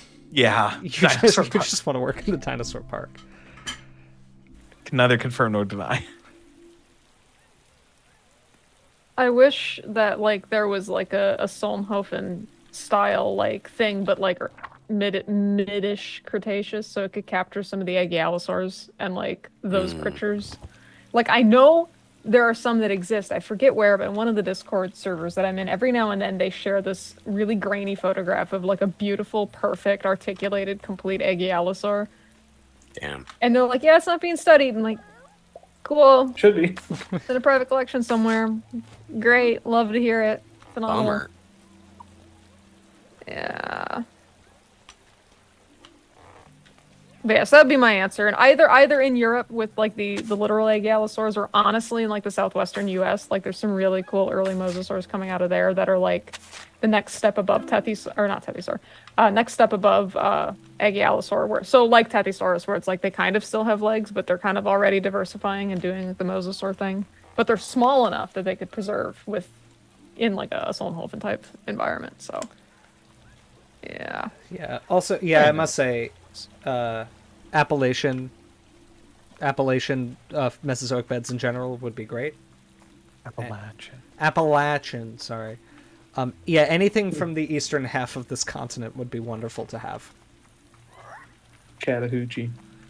I just like that word. An Appalachian made me think of it. Wanjo has asked if someone made a fundraiser to rescue the Corythosaurus fossils at the bottom of the Atlantic Ocean with no guarantee of being successful. How much would you be willing to invest? I would give $20. Apparently, billionaires will just go there. Damn it, you took my joke. I'm sorry. It was a good one, Scott. I'm sorry. I'm sorry. I want to hear what your version would be. I think it was going to be higher effort. No, it's okay. We'll continue doing this, and we'll get more comments about like, hey Scott, what was the thing you were going to say? I'm sorry. Is my preparator paw. Speaking of which, Wildlife Wire asks, hey Scott, what were you going to say? On the topic back a bit ago when we were talking about schools being renamed, that Eastern Michigan University renamed themselves a while ago because they used to be the Hurons, and they were like, hey, we probably shouldn't be named after a group, Native American tribe that are still here and actively asking us not to make them a mascot of our university. Probably. And yeah, and so they asked their students, like, what should we do? And every single person who I know was like, oh my God, they have the opportunity to do the funniest thing ever because they're Eastern Michigan University, EMU. Be the emus. Be the only university that has a mascot that's your acronym. And they went with the Eagles, and everyone was sad. They got to the right clade. Cretaceous Critter, thank you very much for noticing that all of my dinosaurs are named after paleontologists who either named the animal or worked a lot on the species. I've got my Velociraptors, Kaizen, and Marianska. Well, yes, I thought the Pachycephalosaurus looked like Toothless from How to Train Your Dragon, so I named it Edentulus, and then everybody toasted me in chat about it, saying that it doesn't actually look like that. I am sticking with my What do you mean? Everybody told me it didn't look like that. It definitely looks like Toothless. What are you talking about? Thank you, Scott. You made that story up. None of us said that. I feel gaslit. I just don't remember this. I also don't remember it at all. This is not ringing any bells. I remember that Maybe you this was found a it. dream. You did make Did you this dream up. this? Did I dream this? Did I have a dream and get upset about it? Chat, is this a dream? Was this in our messenger chat? No, I thought it was on stream at some point. Yeah, no, my Velociraptors are not Kuru and Kula. They are Kaizen, after Peter Kaizen, preparator from the AMNH, who found the first Respect. Velociraptor specimen. You may not be on the paper, but you sure get the dinosaur named after you in Paleobites, which is almost as good. Something that if you showed this person from 1923, he would go mad. He says, "What is this?" Yeah. Why have you put my name into this demon box? Are we going to find out that Peter Kuysen was actually an awful person? I really hope not. We might. I'm choosing Not look into it. to not look into it right now. I can't fathom having cohesive names, especially in this game. Like, I've done it for like Pokemon teams before, but like in this game, like I just am always like struck with a word when I find them, and that's the name that they get. I think most of mine are named after food. All of mine. Very good for animal names. Food. Oh yeah. Go on. Sorry, I did name one after a scientist. I named my Troodon Dale. Because I was specifically thinking about the Investigator Dale sculptures. Cooper. Yeah. No, yeah, the Dinosauroid or whatever. Yeah. Yeah. Which aren't technically Troodon, or maybe they are. It doesn't matter. All of mine were prep tools. So I have like Air Scribe and Pinvice. I think Pinvice is a Desmatosuchus. I have Paraloid B72 and Butevar B98. One of them's an Oviraptor. I forget which one it is. I think it's Butevar. Butevar is a very over-after coded name. Somehow, I agree with you. I don't know how. Right? I was It like, is. a lot of them, I was just like, this kind of like, oh God, let's see. Sledgehammer was my Ankylosaurus. That just makes sense. I think Pickaxe was my Postosuchus. You should have named your Ankylosaurus DOA, because that's what it's going to be when it meets me. So I cannot believe that you were. I cannot fathom this. Also on fights that one of the sides has no chance on winning. Riley Berry has asked a couple times: Rex versus Stego, who wins? Oh, I got. Oh, So Stego's not as big as you think. No. it's not Stegosaurus. It's not Stego. No. Sorry, little guy. To the Stegosaurus being a little guy. This question. Crunch. Mm. It's not even arm. It's not like those are plates. Those don't like. That's not even an Ankylosaur. That's just like a walking nacho platter Yeah. for T-Rex. Yeah. Also, yeah, Cretaceous Critter, Paraloid B72 brings me joy too. It was one of my favorite ones. I started just going through adhesive names. Oh, one of them was Carbowax. That one was, I think that was a Stachosaurus. Amelia, when you said you named one of yours Dale, my first thought was Dale Earnhardt. I was like, praise Dale and raise Hale. Unfortunately, when I hear the name Dale, I usually think of the Doug Dimmadome speech that got memed to hell from the Fairly Odd Parents. And I just hear Dale Dimmadome. Heir to the Dimsdale Dimsdale fortune. Dimmadome? Not right. Oh my god. That's right. Dale Dimmadome. We've had. Well, we got a new super chat from Christopher Supper. We unboxing Osborne's grave for the 1 million. 100%. 100%. Let's dig him up and do phrenology on him. Where is he? At the turns table. Here's what I'm going to say. I can tell by the exposed bone that he's dead. If we get 1 million subscribers on YouTube, which means that none of us are dependent on having a real career in paleontology anymore, we will unbox Henry Fairfield Osborne. You heard it here, chat. You heard it here. Clip that. That is a joke. Satire. Don't clip that bit. Unclip. Joe Biden, please. Joe Biden, please. Get the calipers. Get the beans. I can't wait to see the clip of James Napoli saying "Get the calipers," because I'm going to share it. Fisticuffs has asked if we've thought about playing Dino Dynasty on Tabletop Simulator, and I had What's never that? heard. I had never heard of that, so I googled it, and it seems to be a board game where you play as different like dinosaur lineages in the Cretaceous, trying to survive and like kind of build the board as you play.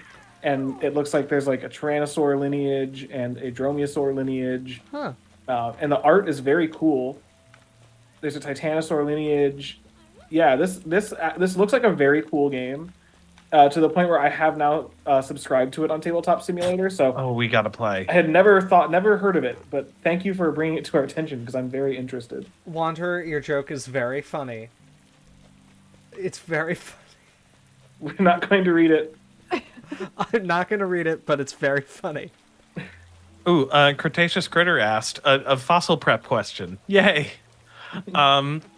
Scott, one comparator to another, are you a Bondo supporter? For those of you who don't know, Bondo is like a gap filler resin thing. I'm not, honestly. I like to use, whenever I'm using anything as a gap filler, I like to still try to keep it as reversible as possible. So a technique I picked up from Amy Davidson at the AMNH is use a bit of the matrix from around your fossil, grind it up in a big old mortar David. and pestle, and mix that with some paraloid or butte bar or something like that, and then use that as a gap filler. So it's the materials from around the fossil. It looks nice because it's the same color as everything, but it's still distinct, so you don't mistake it for something that was there the whole time, and it is reversible. So I recommend that. Dave Levering, thank you very much for your Yes, thank incredibly you so generous much. super chat. Thank you, David. And thank you for your kind words. Indeed. Yeah, this is... I gotta say, I was fairly optimistic that our channel could do more than I think we feared. That it would, you know, I did think we were funny and I thought people would watch.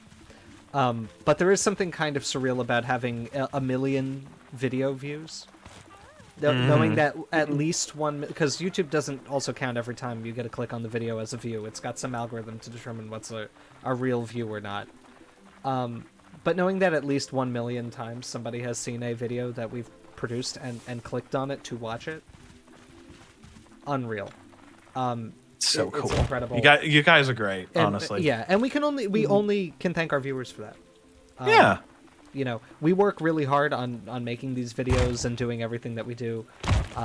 You know, it takes a lot of time on our end, but, you know, obviously, without viewers, we would not have anywhere near 1 million views.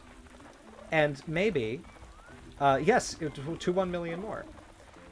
Yes. So, I see that Nathan Cochran has asked about the Home Alone house on the market. And I think this is a good time to announce that we are actually going to purchase the Home Alone house with the YouTube money so we're going to raise the goal of this stream a little bit. We've raised probably about $200 between super chats and PayPal tip jars, which is great. But we're going to need about $5.495 million more dollars. Yeah, I've got bad news. On this stream. We are not in the economic bracket. We are the wet bandits in the wet bandits economic bracket. Yeah. We're gonna make a content house, but it's the same content we've already been making. It's the Skeleton Crew house. Yeah. Let's go. I would also, I just want to say, whoever did the interior design on the redone Home Alone house is a criminal. I can't believe they did that. It looks terrible. Stop making things white and gray. Make Millennial homes gray. cozy again. A house Right? Oh, should God. have color. Look at this. Behind me, this wall is red. This kind of colored... I was going for a walkable mixed use urban design or whatever joke, but I couldn't make the pun fast enough. You can't buy a house that's got a red wall nowadays. They're all painted white before it goes on the market. And that's a bad thing. Some of my personal hell that has been curated to me by the algorithm TM has been recently on TikTok. I've gotten a bunch of videos of like people doing before and afters of these beautiful old lovely homes that then they are like absolutely stripping every tiny little piece of character out of to turn them beige and boring and sad. They're not even beige, they're gray. Yeah, they're gray. They're gray. They're awful. It hurts me to my core. Oh my god. I refuse to watch home renovation shows. Like, Damn.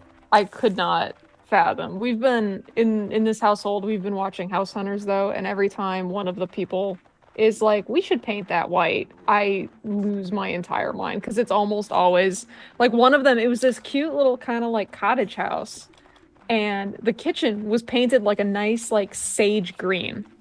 It was Phenomenal. And it had, I think, dark wood cabinets. It was beautiful. She's like, I really wish it was white. I'm like, I swear to God, if you Why? I'd kill for a sage kitchen. This same woman then said something even worse, if you can believe it. I think it was the next house. It might have been actually the same house. I don't remember. I don't think I can repeat what I said in response. But so the exterior of this house, it was all brick, like red brick, the whole beautiful, gorgeous. And she's like, we should paint it white. And I'm like, and I reflexively said a threat. My fiance Was it an actionable threat? No, because it wasn't a threat. It was a promise. No, it was get something. It was not what you think. It was get followed by another 4 letters, which my fiance thought was extreme, that I would call for such violence against a person after they wanted to paint bricks white, but I honestly stand by it. Do not paint brick walls. You know what's really cool? There are bricks that are other colors, that they're just that color. If you would like, to build something of that color, you can just buy a brick that is already that color. Coming from Milwaukee, a place also sometimes called Cream City, for the bricks of a creamish color that I guess were made there or something, a while ago. I don't know the entire city or the entire story. The point is, light bricks do exist. If you want them, you can buy them. Also, like, a house is supposed to be lived in. I know that, like, gray flooring and white walls look nice in Instagram reels, but that's not where we live. We live in a world that is not the aspect ratio of a cell phone. Just, if you have $5.5 million, you're probably not making Instagram reels, although maybe, who knows? Maybe. That's how you made your millions. I come from Instagram wealth. Taste is not subjective. There are wrong answers. Yes. Yeah. Yes, and the current... Hell, there was a thing. Sorry, Alex, go. No, go. I was just going to go into a rant. Oh, same. I'll do a shorter one though. There was another post I saw the other day that was like, remember back when like having a lot of money and getting a house meant that you were like paying a ton of artisans to do absolutely incredible detail-oriented stuff, where it was like showing these like hand mosaiced tubs and stuff, where it was like, this is one of the prettiest works of art that I've ever seen. Oh my gosh. And it's just paying to make everything white and boring and monotone. And I'm just like, this is hell. It's like everybody, when they're buying a house, they walk into the home, and the real estate agent thinks that they're going to say that line from the Elvis movie in Tom Hanks' funny voice. Oh. Here's why. You know the phrase fluoride stare? I think we should replace it with white paint stare. Like when you go to interior design your house and they give you that white paint stare. Oh my god. I have a gorgeous fireplace in my apartment, and I wonder what color it was before it was painted white, before it was given the landlord special. Like, it makes me so sad. I also have like all this nice hardware on my doors. Some of it's still preserved and it looks nice and pretty, but some of it just like paint it white, and I'm like,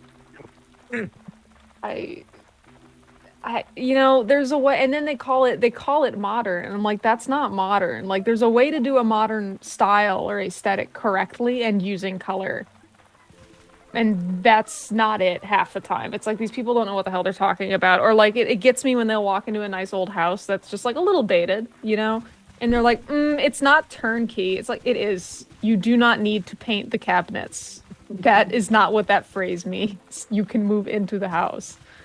Oh my god, we need to get off this. I'm getting so angry.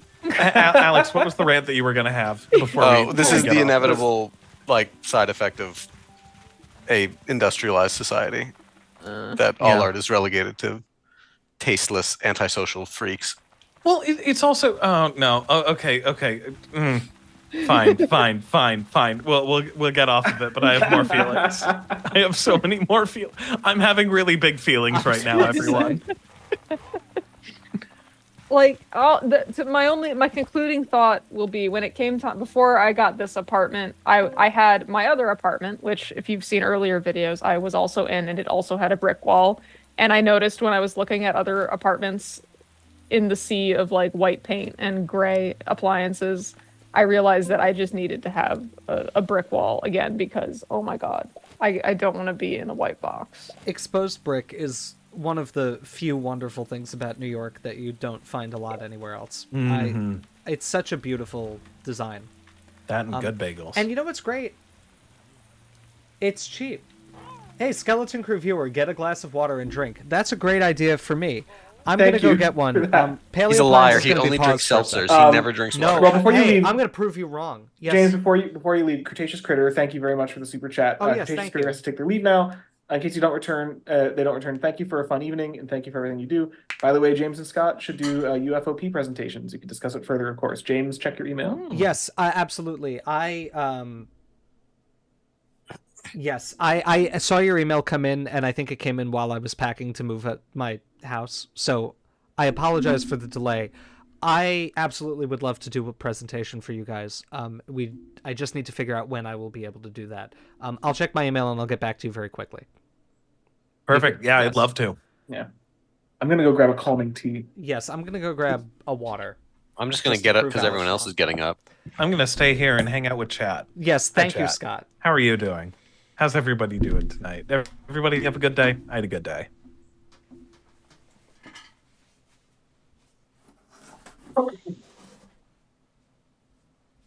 We're cheersing, I guess, with our waters. Those of us who have waters, cheers. I have, not that we're not sponsored, but Waterloo Sparkling Water has a mojito flavored sparkling water this summer. It is so good. To be clear, non-alcoholic. It is just water, but it's so good. It's unbelievable. Highly recommend. And they have a pina colada one too. I really like the speaking of their ones that are like basically cocktails but non-alcoholic. Their one that's ginger lime is so good. It's a non-alcoholic mule basically. Good. It's fantastic. That one's really good. And their other good one is oh my god, it's gone. Orange vanilla. Juanjo said, if I found a dinosaur that's been proven to hunt Maiasaura, I'd name it something like Oedipus freudiensis and retire from paleo. Thoughts on this, Scott? That's the greatest thing. Hello from Brazil, from Scarlet Keiko. How goes the chicken heart craving? Honestly, I need to check out more of my local butchers because I need to find some more. Are you in the southern part of Brazil where they actually do eat chicken hearts? Because I know that that's not a everywhere in Brazil thing. It's a closer to Argentina thing. Because the joke I was told was that the Argentinians don't eat it, so they send all of them to Rio Grande do Sul. I need to do that. Hello. Look at me. Character development. This water is not carbonated. Holy wow. Lord. Oh my god. Wow. Well, don't worry, James. I've taken on your burden because I didn't get water. I got a calming tea. Ooh. Dino Dom says that apparently he talks like me and that all preparators are like Jedi and Padawan. Yes. Once you become a preparator, you join the preparator hive mind that is, again, because it's preparators, approximately like 25 people. So it's not that much different from regular life. So it's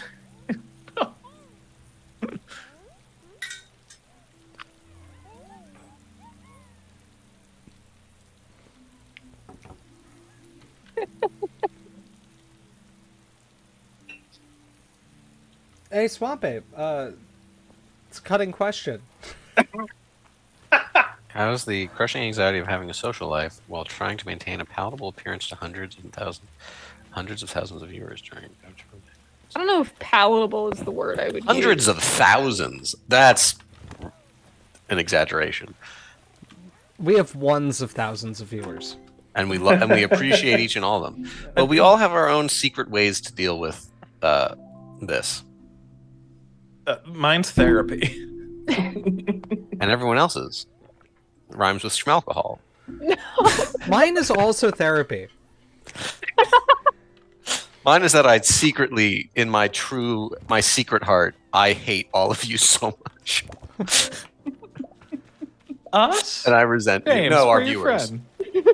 friend. Not my friends, our viewers. No. Jokes, satire in Minecraft.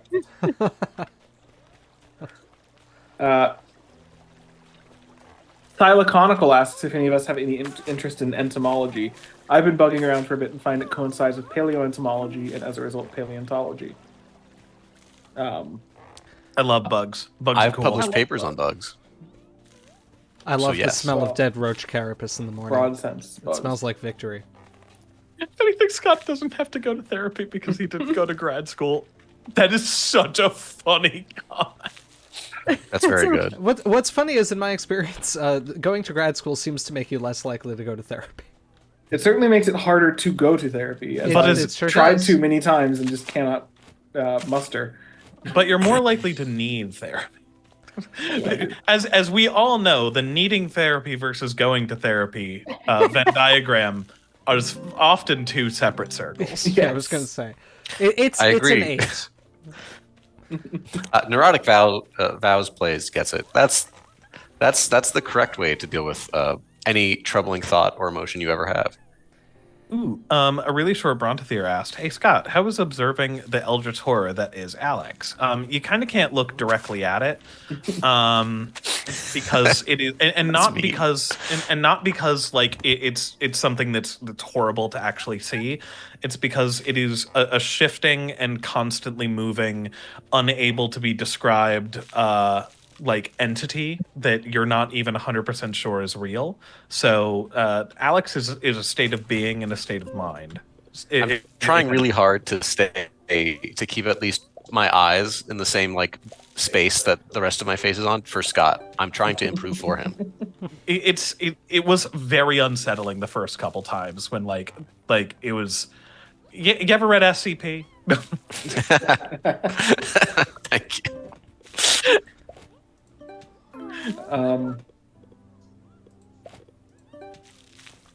Let me see. Oh, we got okay. Yeah, King Cosmoceratops has asked another question.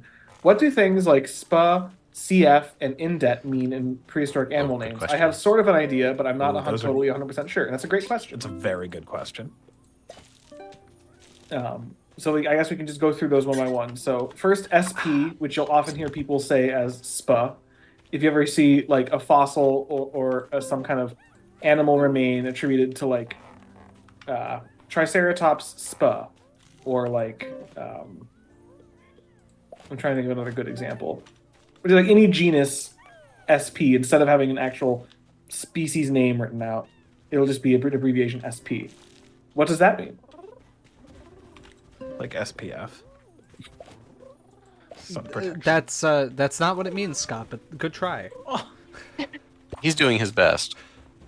I'm doing my part. Go on, James. No, sorry. I didn't realize that we were teeing up you to answer I the was question. So go teeing ahead. someone James didn't realize you knew what the answer was. I know he knows what the answer is. I told him many years ago. Oh. It means it can be Sorry, assigned to a genera, but not confidently assigned to a species. Yes. Yeah. Right. The way I read it in English is like some species of this. Yes. Mm-hmm. Like a perfect example of that is the absolutely gorgeous Psittacosaurus that has all of the color in the quills and stuff.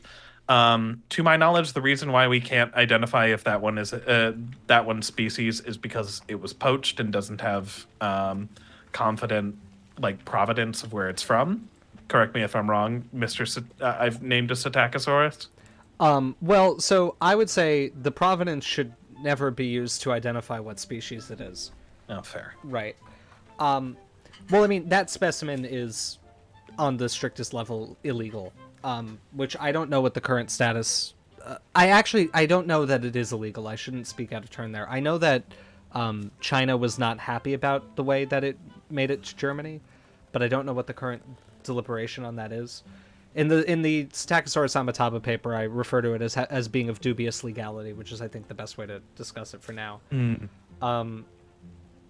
But it's SPA because we can't, to my understanding, the diagnostic features of the things that could be can't really be observed given the preservational mode. So we know, like, looking at it, we're like, that's certainly Psittacosaurus shaped, but we don't know. It could be multiple species of Psittacosaurus. They are all known to co-occur in the strata where it's probably from. But even so, it would be difficult from the mode of preservation to actually see the features that we use to distinguish them. So that's SPA. And then there's CF. What does CF mean? This is my favorite one. Go for it. Well, I forget what the Latin actually is. I know it's usually read as compares favorably. I was going to ask if there was a Latin to it or if it was just compares favorably. I think there is a Latin. Like, I don't think it is literally just compares favorably. Oh, it's confer. Oh, okay. It's what? Confer. Okay. And CF, may I? Or does somebody else please want do. to take No, please, this? please. CF basically means it compares favorably to something, which can be interpreted, this is like kind of paleo speak, to it looks just like this, but strictly speaking, we can't identify it because it may not have a diagnostic trait. So let's say, like, I don't know, let's say you're digging in the Hell Creek Formation and you find an enormous theropod tibia. Okay, so you may be tempted to say this is a T-Rex tibia, and it probably is. And it may look just like a T-Rex tibia. But without a diagnostic either autapomorphy or just distinguishing character of Tyrannosaurus rex, you wouldn't be able to say offhand that, like, you wouldn't be able to say confidently that this belongs to that species. So I would recommend an identification of Tyrannosaurus CF rex or CF Tyrannosaurus rex. Meaning, it looks just like T-Rex, but we can't diagnose it officially because we don't have the traits preserved on the specimen. Yeah. And then the last one is indet, which means indeterminate, Yeah, that one's pretty easy. as you might expect. So that one, you usually will see a kind of a broader group given to it. And so, like, if it's in, like, you find a sauropod femur in the Morrison Formation, it might be like Apatosaurinae indet, or like Macronaria indet, or like something like that, where it's like we can narrow it down to a group, but there's a number of members of this group that it could be, or it could be something new, and we just can't tell. So it's like an indeterminate member of a larger group. I think that we kind of like offhand mentioned that in our new DLC video when we go through the other things that are found with oh god, why am I Thanatos Racon? Because there's a lot of indeterminate critters that are also from there. Yeah. Right. Usually that's for very fragmentary remains where, like, you wouldn't even say a CF something. Or there's nothing to CF it to in that formation. Yeah. You cannot see any F. No C to be F'd. I see it a lot in, like, isolated mosasaur vertebrae. Like, you can usually tell what broader clade it is. Like, is it a platycarpine, a mosasaurine, or a tylosaurine? And sometimes you can't even tell if it's you can tell whether it's a tylosaur or a platycarpine, but you can't, versus like a mosasaurine, but between those two you can't tell.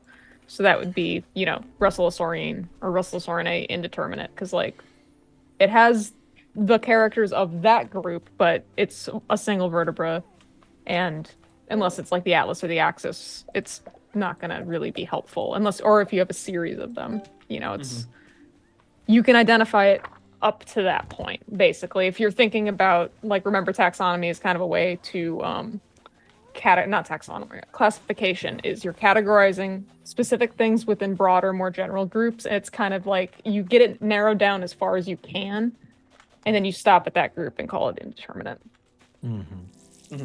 Also, I want to bring up something that was just mentioned in chat a little bit ago. I'm mad you all still only have 88 likes on this. Me too. Everybody like the stream more. Yeah, well, now we have 89. Yay, let's go. Swamp Ape has mentioned that if you give the Sarcosuchus a medium pond, you'll get a unique animation.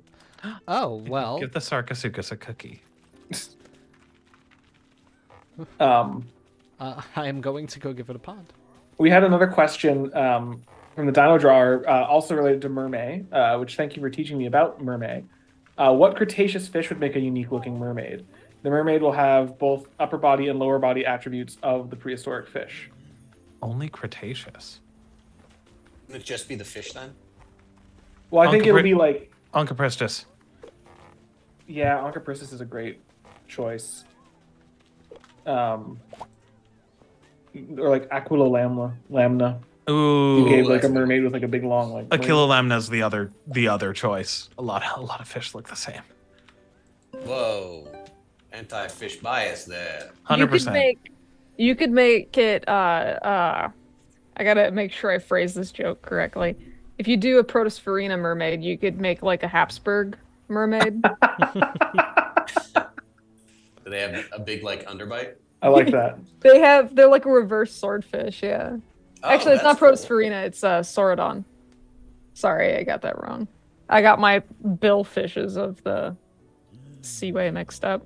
Yeah, Protosphaerina's just kind of like a mean swordfish. So are they like proper like swordfish, or are they like convergent swordfish? I think they're convergent. To clarify, I'm almost positive they're convergent, but I don't work on fish, so I don't know. But I'm pretty sure it's I like that the Sarcosuchus do like the happy crocodile body language of like the like head up, tail up. That's very cute. It's very nice. See, Xiphactinus is like it's a creepy critter, but like it mostly just looks like a tarpon, but owned by the devil. Yes. Long. There's a couple questions I've seen that I can address pretty quickly. Mosasaurus or Tylosaurus? Tylosaurus. Easy. I wanted to drop kick Microceratus. That's correct. Will I expand on that? It's the right size, and I don't like it. Amelia's a hateful person. It's just... I don't know. Not denying it. It's okay. I'll take care of them. No, I'm in a bad mood. I'm thinking about the freaking brick painting. No, it's okay. I'm okay. How do I feel about naming everything blank Platycarpus? I don't like it. I think it's uncreative, but it wasn't my choice. Gotta do more. Keep the meme going. I know. They are suggesting that we name something Perry Platycarpus, which would be very funny. Perry the Platycarpus.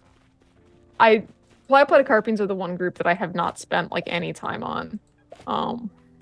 They got bad vibes. I don't trust them. You don't trust like that? No, something's up. Fair enough. We've got a question from Stanislav Skalski, who asks what our thoughts are on Dinosaur Evolution. They really like it, plus it features their favorite carnivore, Allosaurus, the broken jaw. I like Dinosaur Evolution a lot. I think it's very cool. I think it's some of the best modern depictions of dinosaurs in documentaries. I think that it's Eoraptor in it. Yeah, it does. Okay.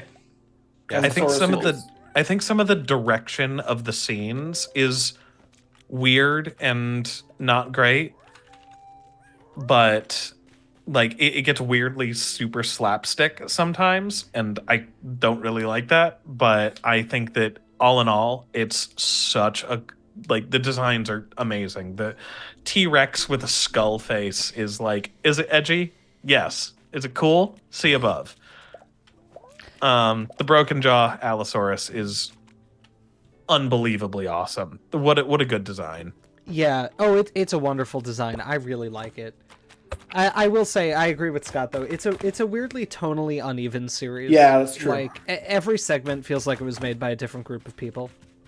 I think it does. Doesn't it do literal like Looney Tunes riffs Yes, It yes. does, I think. That's And what there's the bit where the Shonosaurus accidentally eats hallucinogenic mushrooms and accidentally kills like a couple Sinraptor. Yeah. Yeah, it's like it's a Cheech and Chong sketch, but like Yeah. with Shunosaurus. It's very weird. It's a stoner comedy, but There's for dinosaurs. there's one bit that has the only actual genuine joke I've seen in a documentary, which is the bit with the Allosaurus when like the Ornitholestes keeps making noise in the middle of the night and That's it keeps really getting funny, woken though. up. It's so funny. It did actually make me like crack That's the hell pretty up good. the first time I saw it. But it's so tonally weird because it's like these amazingly well done, very creative but scientifically plausible designs that are then literally doing Looney Tune shit. Like the Guanlongs specifically when they're trying to get that little Jurassic beaver that's name I forget. Castrocata. Which I don't actually Castrocata. think lived with Guanlong, but Yeah, Yeah. but close enough. Probably something like it did, right? Probably. Perhaps. Oh, did I? Oh, I did it again. I messed up Shunosaurus and Shonisaurus again. oh, I didn't even catch it. Hmm. Right, Shonisaurus is big and swim. And yeah. One of them. It'd be hard for it to eat mushrooms. It would. If it ate a mushroom, though, I'd be impressed. Well, there's fungus in the sea. If you give a Shunosaurus a mushroom, then I don't know. I don't know where I was going with that bit, especially because I screwed up the pronunciation again.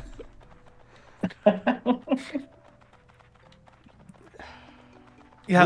Yeah. There's the other bit with the pterosaurs in there when like the mother is just throwing them out of the nest, and all of them keep dying in the most absolutely horrible ways over and over and over again, and the last one's just like, I don't want to do this, Mom.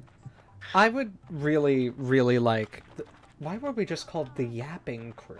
Because it's it's correct. It's 'Cause correct. it's yeah. correct. It is very It's correct. James. It's a new phrase the youths are using. Yeah, it's really catching up. It's really, Yeah, it describes lighten me, just in general, as both you and Amelia James have mentioned. Driving with me, man, this guy can talk, can he? Yeah, he can. Well, I think. I mean, Scott, when I asked you to do that long road trip with me, I think the exact phrase I used was, "You are the only person I know who can keep going and never stop." Yeah, yeah. James Yapley, excellent. James Yapley, The other phrase that you used was, Scott, the only time I can get free for this specific venture that we're going on is over February 14th, and I think you're free. I didn't say I think. Oof. It was funny.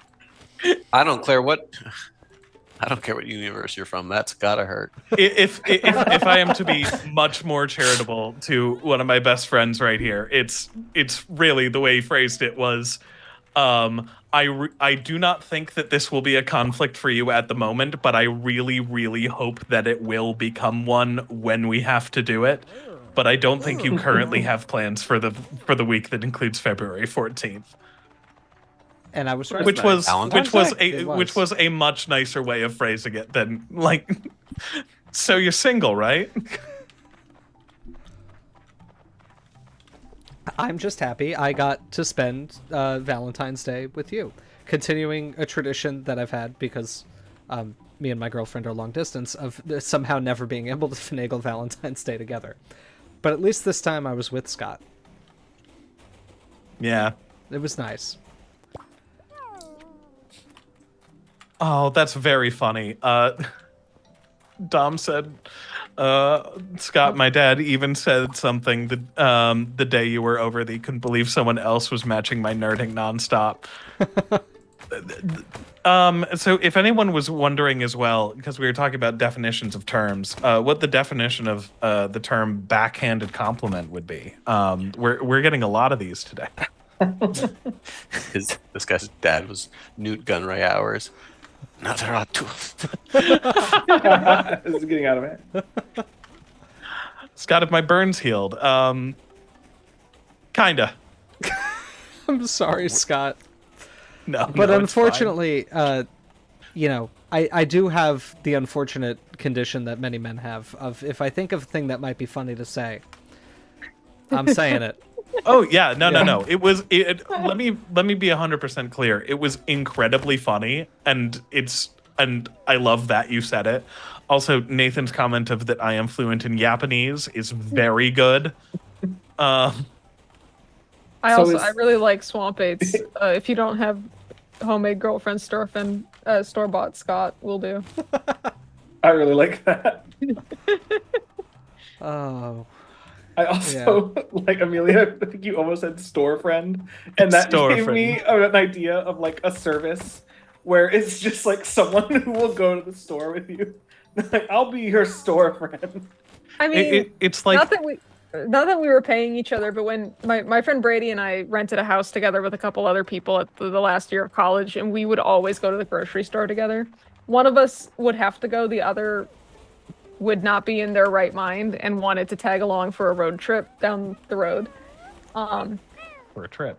For a trip, yeah. And the problem, this is not actually a problem. No, I'm going to say this. This is a problem with Brady. He's an enabler. He will make you buy things that you don't need. You know why I have a hartebeest skull in my house? Because I was very tired in the Tim Hortons and it was on sale. And I was like, Brady, I don't need this. He's like, you should buy it. It's on sale. It's really cool.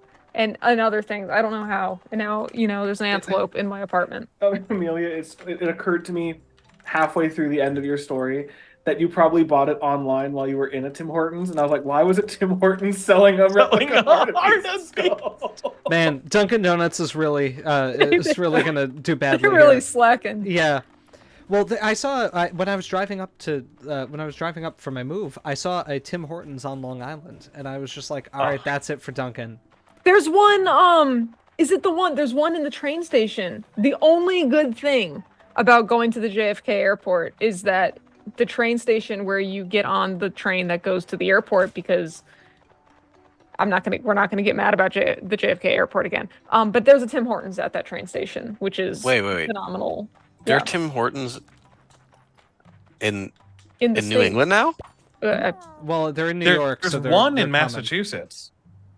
Are you kidding? Yeah. They're here. You guys, oh my god, this is deeply troubling. Yeah, this is solid Dunkin' territory. I once saw. Do you know the timeline of the Fallout universe? I once saw a map of Massachusetts that had been subdivided by if every person in Massachusetts in a post-apocalyptic wasteland swore allegiance only to their nearest Dunkin' Donuts, what would the political map of Massachusetts look like? It was very funny. I mean, listen, it was just Massachusetts divided into like equal ranges to a Dunkin', but it was a very funny premise. I kind of want to write an alternate history that takes place in that universe. I'm really sad that Tim Hortons like tried to enter I don't know if there's any still in Minnesota. I don't know if they ever made it to Wisconsin, but for some reason they weren't successful. And I'm like, I think it's because of Quick Trip, to be honest. Like at least our Quick Trip in terms of like the types of food and like the goodness of coffee. Like our gas stations are pretty good, so they just couldn't. I don't know. It looks like they're in Michigan, but not Minnesota anymore. Also, apologies. I misremembered. There's a couple in Rhode Island. There's none in Massachusetts. Wait, there's Tim Hortons in Rhode Island. There's one in Providence. Oh no. There's everybody like let's do a Wall Street bets Greensville. thing. Everybody buy stock in Dunkin' Donuts or start shorting it right now. There are Tim Hortons in Texas and West Virginia. The Canadians. They've invaded. I mean, Canada. I know I've told you guys on the crew this story, but I don't think I've mentioned this in a video. One of the most surreal experiences I've ever had in my entire life was when I was coming back from the 2019 SVP, the Society of Vertebrate Paleontology conference that was in Brisbane, Australia. And my layover was 11 hours in Shanghai, which is more than enough time to go explore around Shanghai and stuff, which I very much did. It was a fun time. I went to accidentally one of the best bars in the world. It was great. But I'm glad the best bar in the world was okay. Yeah.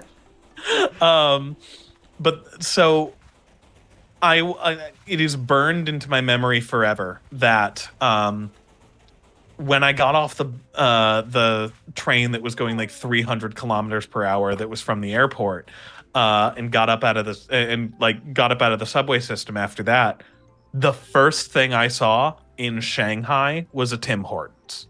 Damn. It was what I had to take a picture of it. I'll send you guys the picture because it is surreal. I think I remember asking my friends afterwards. I was like, "Did I find the Canadian Embassy? Is this the Canadian Embassy? The Tim Hortons?" It was so strange. The invasion of Tim Hortons into solid Duncan territory is nothing short of an act of economic warfare by Canada. It really is. They know we have a divided political climate right now. This is when they're going to sneak it in. This also, I James, fear for Duncan. Oh yeah, James, I still think about that one that time that we went to the Tim Hortons for breakfast and they didn't have the farmers wraps, and we were so sad. You mean, was this the one in like the middle of Ohio on that road trip? Yeah. Yeah, I was upset. God.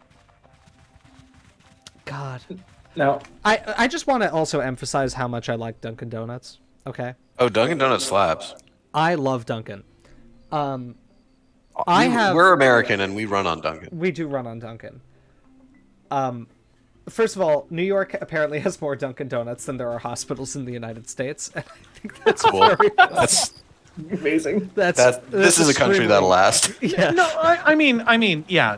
It takes 8 years to become a doctor. It only takes 5 years to become someone who works at Dunkin'. So That is so funny. I have it, so it's currently in my garage, or it might be in the basement with me. It's going to be set up behind me. Since college, I have had a suit of armor that has traveled with me to every place I've ever lived. And that suit of armor is named Sir Dunkies. After what? didn't know that. You didn't know that? I didn't know that either. I've seen that suit of armor so much. You've seen that I in many didn't of know my that- apartments. Yeah. Yes. Yeah, it's named Sir Dunkies. It's named that because of, well, so there was an unfortunate moment, and I feel very bad because I've started calling Dunkin' Donuts Dunkies too. But in our freshman year of college, this is when I first knew my very close friend Chris, who we've mentioned several times. Chris is a geophysicist. He's also one of Scott's Chris. close friends. So Chris is from Massachusetts, and what I didn't know is that in Southern Mass, they called Dunkin' Donuts Dunkies. Like Australia. Well, right, because like in New Dunkies. York, when people shorten it, it's usually Dunkin', not Dunkies. Mm-hmm. And I thought this was just the funniest thing I'd ever heard, and so I immediately was just like, "You see that suit of armor? His name is Sir Dunkies now," or something to that effect. And that's been his name forever. My whole family knows him by that name. When I was preparing to move, my mom did not say, "Are you taking the suit of armor with you?" She said, "Is Sir Dunkies coming?" And he was. I remember when we had to get that thing into your car to bring it to Raleigh. I know. That was really that was interesting, a great wasn't time. it? That was so fun. It was. Bonkel also asked, out of all of the dinosaurs, which do you think would enjoy Dunkin' Donuts the most? I think I can answer this with some authority. That would be Podokesaurus Podokesaurus. holeokensis, Great answer. Yep, the state dinosaur of Massachusetts. that is categorically correct. This is not up for debate. This is correct, and I can ask it because I've been working on molding and casting Podokesaurus in the lab right now. It's one of the few projects I can actually talk about while it's in progress. It was fun last week when I showed up down in our collection space and walked in announcing it with, behold, the first known cast of the Massachusetts state dinosaur, Podokesaurus holeokensis, confirmed to be made in the last century. It would be For so those cool. of you talking about Dunkleosteus, there is somewhere online where you can purchase a Dunkleosteus design. I need that mug. Yeah. It comes on a coffee mug. I have it on a tank top. It is incredible. And one time I wore it into a Starbucks, and the employee was like, "I can't believe you're wearing a Dunkin' shirt in here." And I'm like, It's got a fish on it, ma'am. Also, I don't know what are they gonna do? Jump you? Right, I was so Yeah. taken aback. 'Cause also, I was in the store to purchase coffee, which means I was not quite awake. So I was just so thrown by it. I don't even know. I think I just laughed, but then later, like 10 minutes later, I was walking down the street, you know, to the museum or whatever. And I was just like, there's a fish. It's got Dunkleosteus on it. This is not a Dunkin' Donuts shirt. It's just pink and orange. Amelia. Yeah. Well, that's certainly an unhinged Starbucks coffee experience. It's not.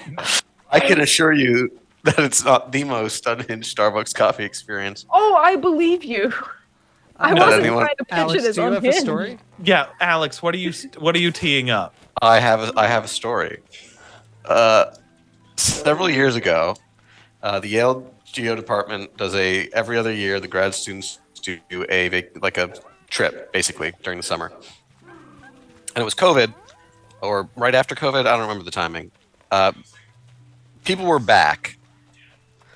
Yeah, and so we're like, all right, well, let's do a road trip, and we'll go do camping. And so we did like a 2.5 week road trip. We camped, all over the place, Glacier National Park, stuff like that. One of the stops was Dinosaur National Monument. Love Glacier.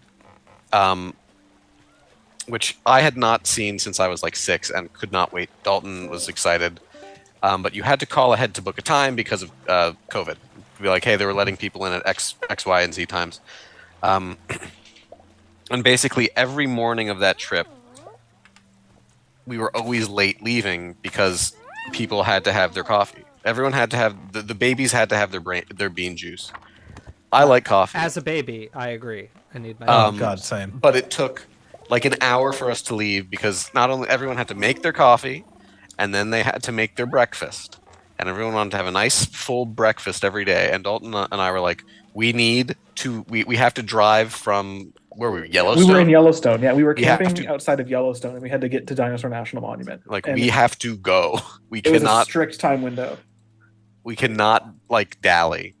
And so we proposed a solution, which is Dalton. I said we will wake up at 4:45 and drive into Vernal. No, Go- not Vernal, What's the Jackson. town there? Jackson. Go to their Starbucks and order like boxes of Starbucks coffee, so no one has to make anything. Ooh, good idea. We do. We We get did there. this because neither Alex nor I don't drink coffee, except I at conferences. didn't know that about you. The only time I really drink coffee is at conferences because the really early talks, like no matter how interested I am in whatever the talk is, like I will fall asleep. You'll zonk. No, I feel you. Anyway, so we get up. We get there. It's like, oh God, what time is it? It's like 5 a.m. It's horrible. It's horrible and early. And we order our coffee, and like the person behind the counter. What does she say? What does she say to me?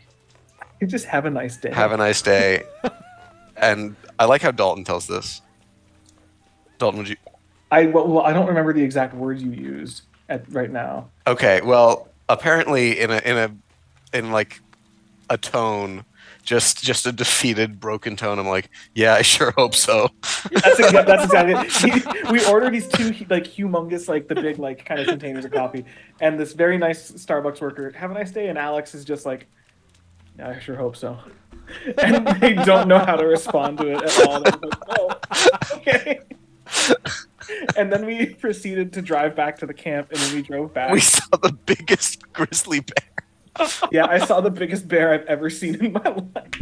It was really close to our campsite, and there were like a bunch of people pulled over on the side of the road, and then there was like a river, and across the river was like a big stretch of land, and that's where the bear was, and that's where our camp was. And there was this humongous brown shape like in the grass, and we thought it was a bison, and people were like stopping to take pictures of the bison. And as we slowed down because we were like, oh cool, I'll look at the bison. It was not a bison; it was just a grizzly bear that was the size of a bison. That did help motivate people to amazing. leave, though. Oh, I bet. That. So for all of you saying coffee isn't that good, yes, it is. I like it. As an ADHD enjoyer, I need it constantly. I will drink it literally throughout the day, and I can fall asleep immediately after drinking a couple of mugs full of coffee. It's great. Have you ever had Surely there is no medication that would do all of that and not require me to drink coffee constantly. Have you had mate? No, I never have actually. Yes. I love I mate. have an adult beverage, James. I like coffee. No, I like coffee too. Is our Argentinian still in chat? We're talking about mate. Is he still here? I had it once, and I felt like I was shaking. Mate's That rad. sounds great. I have never experienced any sort of like what people describe as like a coffee rush. For me, I drink it and it calms me right down. I can literally nap after consuming it. That's bizarre. You should see a doctor. No. This is a known thing with ADHD. I mean, the pop sci explanation of it is not like correct. The pop sci explanation is always like stimulants and depressants work opposite, which is not true. Like alcohol is obviously still a depressant even if you have ADHD. Mm-hmm. But like, I don't know the exact biochemistry behind it, but like the treatment for ADHD are like stimulants. Adderall is an amphetamine. Mm-hmm. It like Ritalin is like another thing in the cocaine family. I didn't know this. Yeah, no. Adderall is literally an amphetamine. There was a funny meme recently it was some article about like why ADHD is a superpower, and the tweet was just like, "Yeah, it's great. I need meth to do my schoolwork." This is fantastic. But yeah, no, like coffee just kind of helps you like focus. I usually, whenever I have to do anything incredibly boring or tedious, I need a cup of coffee to get me through it. And I can fall asleep. The only time I've ever had difficulty is if I have coffee at like literally midnight. I have trouble falling asleep. But my usual... you shouldn't be having caffeine before you go to bed. Well, like I know people who are like, I can't have coffee after like 2 or 3 p.m. or else I'll be up all night. And I like my usual routine is when I get home from work at like 6:30 or 7, I immediately have a large mug of coffee, and I am like, fine. I've noticed a PM shift in how late I can have coffee, and I wonder if it's related to the general stress and anxiety increasing. Or you're just getting older. And I'm getting older. TikTok. Yeah. The Grim Reaper comes for us all. Like, I still don't find that I have a noticeable effect of caffeine. Like, it does, I think maybe, like, the one thing I will say is that when I'm in the department and we have, like, every day, there's tea and coffee set out at, like, 3:30. That does tend to help me get through, like, the 3:30, like, I want to have a nap. But, like, other than that, I don't really notice getting, like, wired or really any effect of caffeine. But I have found recently that if I drink caffeine after, like, 10 p.m., then I will, like, not be able to go to sleep until 4 a.m. Like, I'll just be laying in bed, like, oh, I'm not sleeping. Like, I don't feel, like, awake, but I'm just like, I'm not going to sleep. That's what happens with me too. It's after, I think, like after 5. It used to be after like 2 or 3, but now I can push it until like 4 or 5. That's what the calming tea is for. I need to have a relatively large amount of it after, like, to actually have that much of an effect of like, oh my gosh, I can't go to sleep. But like if I have a soda with dinner, like I'm not. Oh yeah, no, not soda. I'm talking like coffee. Yeah. Caffeine. Well, I mean, hell, if I have an espresso with like after a meal, then like after a dinner, then like I'm okay. Yeah, no, I usually, if I go out for like a nice dinner with family, I usually like cap the meal. My family's Italian. When we go out for dinner, it's usually Italian food. I will usually end the meal with a cappuccino, and that has no effect on me. The only time I've ever felt like wired from a drink was the first time I had a Red Bull in college, because I really needed to power through. I really needed to power through an assignment, and first of all, Red Bull is disgusting, and second, I remember just standing in place, going kind of like this for like 2 minutes while I talked to somebody. Like Monster, all that stuff, awful. Oh, it's disgusting. It's so bad for you too. Yeah. I like the post that went around a little bit ago, and I think it just makes the rounds every once in a while because I've seen it a few times. He was just like, fun science fact. Did you know that we have the ability to make Red Bull taste good, and we just don't do it? They choose to make it taste that way. Thank God it doesn't taste good. But I've also never had that experience again. Yeah. Oh wait, there was one time I had a bad reaction from coffee. I'm sorry, Scott. It was. Oh no, we're gonna say important. Have it be after this. Okay. So this was also in college. It was the one and only time I ever pulled an all-nighter to do an assignment. It was this horrific problem set for a geochemistry class that I was just making no headway on. I had missed a bunch of the lectures for was actually my first SVP meeting that I went to. I missed like a week of class because I had to fly to Germany. And so I came back. I didn't really know what was going on. Some classmates were helping me. And I was just like, well, I need to get this homework set done. And so I stayed up all night. I did the homework. I got to like, I don't know, it's like 8:30. The class ran from 9 to 10:20 in the morning. So I had to hand in the thing and sit through class. And then I was able to go and fall asleep. And to get ready for going to sleep, or to get ready for class rather, I finished the problem set. I just walked over to the nearby Starbucks. I said, I would like 1 venti black coffee with 4 shots of espresso in it. Oh my God. And they said, are you sure about that? And I said, yes. So I drank it in probably 2 or 3 gulps. Good Lord. I remember, so I get to class. God. I just like sit down. I am basically disassociating for the entire first half of the lecture. Vibrating through solid objects like the Flash. Halfway through, it was like the bit in Futurama. Like, I think if there had been a hummingbird outside the window, I would have seen each individual wing stroke. Like, just I was affected by this, and I started just feeling my heart in effectively one continuous beat. It felt like somebody was grabbing my heart within my chest and yanking on it. And I remember calmly standing up and walking out of class to go stand in the bathroom. Just because I thought I was going to have a heart attack from the caffeine and I didn't want to die in the class. So it's like, I'll just... You're gonna die in the bathroom. Yeah, so I was just like standing... a rock star. Yeah, I do it like Elvis. Thank you. So, and then like one of my friends who knew I had done an all-nighter to get this thing done came and found me and he was like, James, what is going on? And I just said, listen, I think I'm about to have a heart attack. I don't want to die in there. I'm just standing like by the sink in this bathroom, just like white knuckling it. I don't want to die in there, buddy. Please. I'm just picturing I want to go out on my terms. Where one of my friends is looking at me earnestly in the face, just going, I don't want to die in there. But your chances of surviving are higher if... I white knuckled it. Listen, I had been awake for like 36 straight hours, and it was right after I'd gotten back from a flight to Germany. Like, I was on a completely different planet. Oh my goodness, that's terrible. And but after 10 minutes of white knuckling it in the bathroom and grabbing onto the countertop, I felt my heart start beating again. And I went back to class, and I took notes calmly. And then I had a normal day. I think I didn't sleep for 48 straight hours, because after that, I was just awake and felt normal. Are you sure you didn't have a panic attack?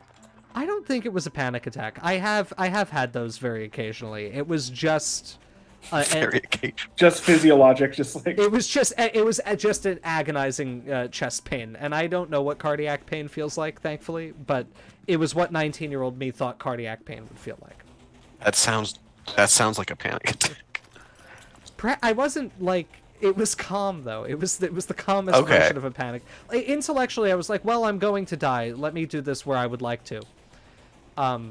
In the college bathroom. A dog finding I its was like. about to say, Listen. like a beloved family pet going under its favorite bush. Listen. James retreats to the bathroom. As we all know, that is fitting. That's pretty funny.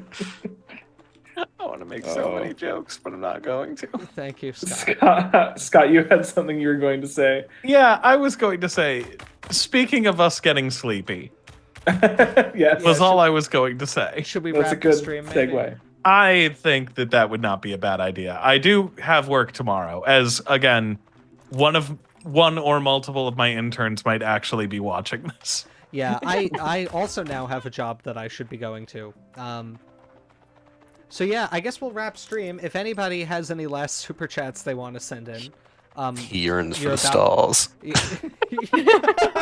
about- That's pretty great. James, you couldn't at least just go to a loves battle? There's no Loves nearby in Rhode Island. Let me call an Uber to a Loves bathroom. Like, why are you going here? I want to die here. It's Listen. like elephants with Yeah, exactly. Graveyard. You find a bunch of young Italian men their bones piled up in the Loves men's room. Listen, if there was any gas station type thing I would want to die in, it would obviously be a Buc-ee's. Oh, who's the Sopranos character that does that? Oh, I Don't forget. say it. It's a mine. It's like a no one character. Okay. I think it's also in the early seasons. Yeah, I mean, I think the character is introduced in the episode where he then has a heart attack on the toilet. Oh, I think I know. Yeah, yes, I remember this. Oh my god. Yep. A few people have asked us if this will be a VOD. I believe so. Right? Yeah. Yes. Yeah. Probably, yeah, I think so. Yeah. We haven't Oh. said anything that objectionable. No. We have been asked several times what dinosaur we think would make the best soup. We should probably answer that before we sign off. Soup? I'm partial to chicken. I don't know, like caudipteryx or something. Yeah, something chicken-like, probably. Yeah, I Mhm. think Oviraptorosaurs give very tasty energy. Oh Yeah, yeah, they do. they give me a similar energy to something like monkfish in that it's an incredibly horrifyingly ugly animal to look at, but very delicious. Yeah. Yeah, no, I agree with that. Yeah, I mean, I think Psittipodi would be great for like one of those like standing roasts like you do in Argentinian style. Ooh, Probably very yeah. tasty. A very talking evil about but soup, very though. tasty animal. Yeah, but Evil, I but wanted to tasty. talk about something else. Because there's better foods than soup. There are. I have a I'm friend. thinking I have a about friend at cabbage work soup who. maxing again. Oh god. Don't. I have a friend at work who like refuses to eat soup, just period. Just doesn't like soup Based. at all. No, Dalton. No, I like soup. It's just I never think to like get soup. I love soup. A good There's- soup is a good thing. There was a no. This has the risk of going on forever, and I do need to go to bed. Yes, we need to go to bed. So, guys, thank you so much for watching. Yes, thank you very 1 much. million not subscribers yet. Again, no. Yet. Skeleton crew. No, it's 1 million views on our videos. I'm gonna just speak for myself here. This is surreal. I cannot believe it.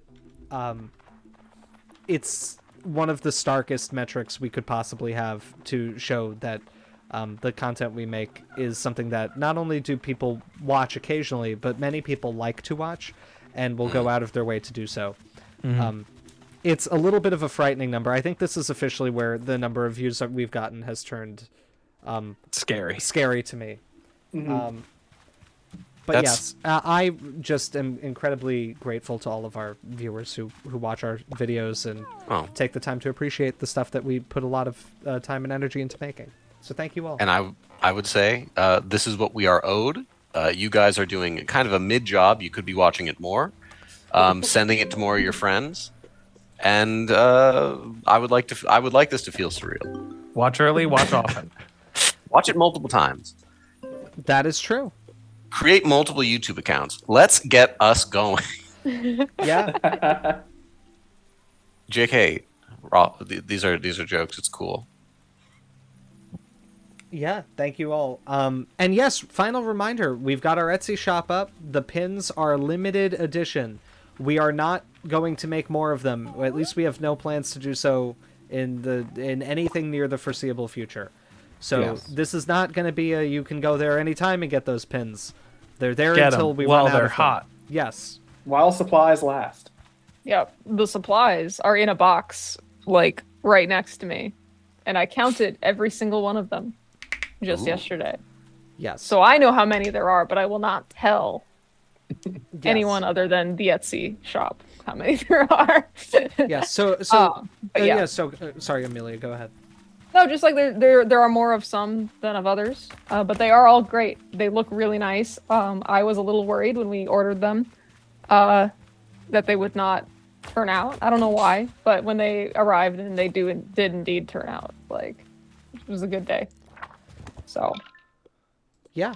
I am I the first time I saw them I was flabbergasted. They are really, really nice. So Yeah. good. They are very cool.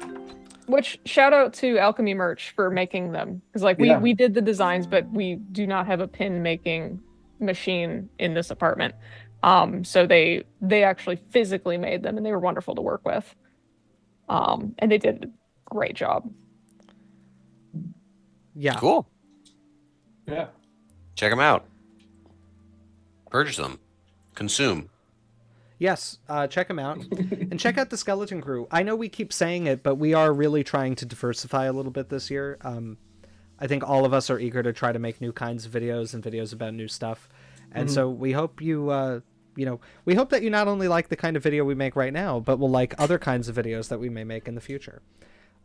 We're spending a little bit of time right now trying to get ahead on production on the JWE2 videos so that we can take time to make other new things that'll take us longer in the pipeline. So please stay tuned. And if you haven't already, tell all of your friends about the Skeleton Crew and how cool we are. And your family, too. Yes, and your family. Make them subscribe. I saw the first mean comments about the channel that I've ever seen in the wild on Reddit recently. And it made me sad. Wait, what? Oh, yeah. No, it was, When was emotionally devastating. I saw it yesterday. I haven't told you yet, Scott. It made me very upset. It was mean. Oh, afterwards. I want to hear about it. Yeah, I'm not sharing it here. Damn, that's lame. Well, I mean, I don't want to do it on stream. No, it's lame that someone was mean. Yeah. No, I mean, listen, I guess it means we're growing, because if there were only positive things, it would mean that, like, 5 people who like our videos watch us. Like, it's probably a good sign overall, but it made me upset. It's Reddit, so it doesn't count. That's correct, Ice Fly. That is Thank true. you. Yes. That is correct. Yes, and Swamp Ape with a similar sentiment. But in any case, we think it'll be nice to start making new kinds of stuff. So we hope you're all along for the ride, and that we can grow this community even more going forward. So thank you all. And Indeed. This video should be up as a VOD, so you can watch any of the stuff anytime later that you want. And we will see you next time on The Skeleton Crew. Atrociraptor will come out. I am told that the video will actually release this Saturday. How long has it been delayed now? Almost a full month? Almost a full month. Yes. That's so cool. Yeah. It's so funny. That's so And cool. it's episode 69. That's funny. Yeah. It's very funny. It's the joke number. It is the joke number. It's a joke animal. It is a joke. Hey, and an anonymous tip of $50. Wow, thank you so much. Thank you. That's what I like to see. That's what we're Let's go. Thank you so much. All right, everybody. We're going to wrap the stream now, guys. All right. We hope to stream again soon. See you later. Bye. Bye. Bye.